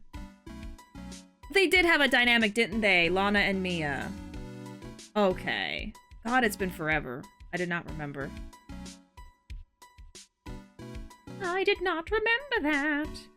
Okay. I love that we're just ending stream talking about fanfiction and shipping and stuff. What's everyone's Yakuza ships? How about that? If you have any. Is everyone here a Yakuza fan? I don't remember. I think some of y'all just hang out during Yakuza streams and you're like, this is cool. There's a scene in RFTA where Lana is like, maybe that's why Mia was so attracted to me. And then Emma butts in and is like intellectually attracted, obviously. She's like, I'm gonna gal palette. The implications of the game are that Phoenix dated Kristoff for a while until Phoenix found out why he lost his attorney badge, and then he broke up with him and married Edgeworth. Aww. Anything where Phoenix ends up with Edgeworth, I'm like, oh, that was his love journey, but they found each other in the end. Don't think I'm a big enough fan of anything to be a shipper, but I enjoy your Yakuza streams. I appreciate it. Not implication, but the game is just really bad at not being gay. I know. But, you know, I do know for, like, the original Ace Attorney games that I believe one of the artists literally ships Edgeworth and Phoenix. And so would insert that in the games. Which I love. It's like, oh my god. Like, it's basically canon, okay? They just won't let us have it. They just won't let us. If I wrote that game, I would ship Edgeworth and Phoenix too. Yeah, right? They have such a good dynamic. It's so good. It's like enemies to lovers, you know? It's great. I think it's literally enemies to lovers, really. My only Yakuza experience is limited internet osmosis. That's okay. That's alright. Mine is Kazumaji, the one that Lucy just got 79% love with. That's my ship. I have a few others, but that's the biggest one. That one's just chef's kiss. I love it so much. Childhood friends to enemies to lovers. That's true! Childhood friends to rivals to question mark to lovers. It's a little, you know, they had a few bumps along the way, but they end up lovers in the end anyway. You know, that's what matters. That's all that matters. These idiots have been pining for over 2 decades. They can never actually be enemies, I think. Rivals, then. Rivals to lovers. I suppose we'll have to leave it at that. Alright. I'm gonna skedaddle. But I hope you'll have a great rest of your night. And a good weekend. I will be back next Tuesday through Friday with more Yakuza and more Ace Attorney. I usually stream every Tuesday through Friday around 9:30 p.m. Central Time. Like I said, right now we're just working on Infinite Wealth and Chronicles. We play all kinds of stuff. At some point, we play other things. Oh, Haruka and Yuta. Yeah, of course. I ship that. Of course. My hypothesis is that y'all will have a great night. Aww. But yeah, y'all, thank you so much for being here. Whether you were lurking or hanging out in the chat, keeping me company, or whether you were modding. I appreciate each of y'all, and I hope that you guys have a good weekend, a good night, and I will see y'all next time. There's my social media, most active on Twitter and YouTube. We also got the Discord, of course, if you'd like to join it. That's the best place to be for stream updates, or if you want to know what I'm playing, the stream schedule, all that. Or if you just want to share screenshots and clips from the streams, if you want to talk about games, cosplay, movies, etc. All that kind of stuff. That's the best place to go. But yeah, either way, I hope you'll have a great night, and I will see y'all next time. Bye!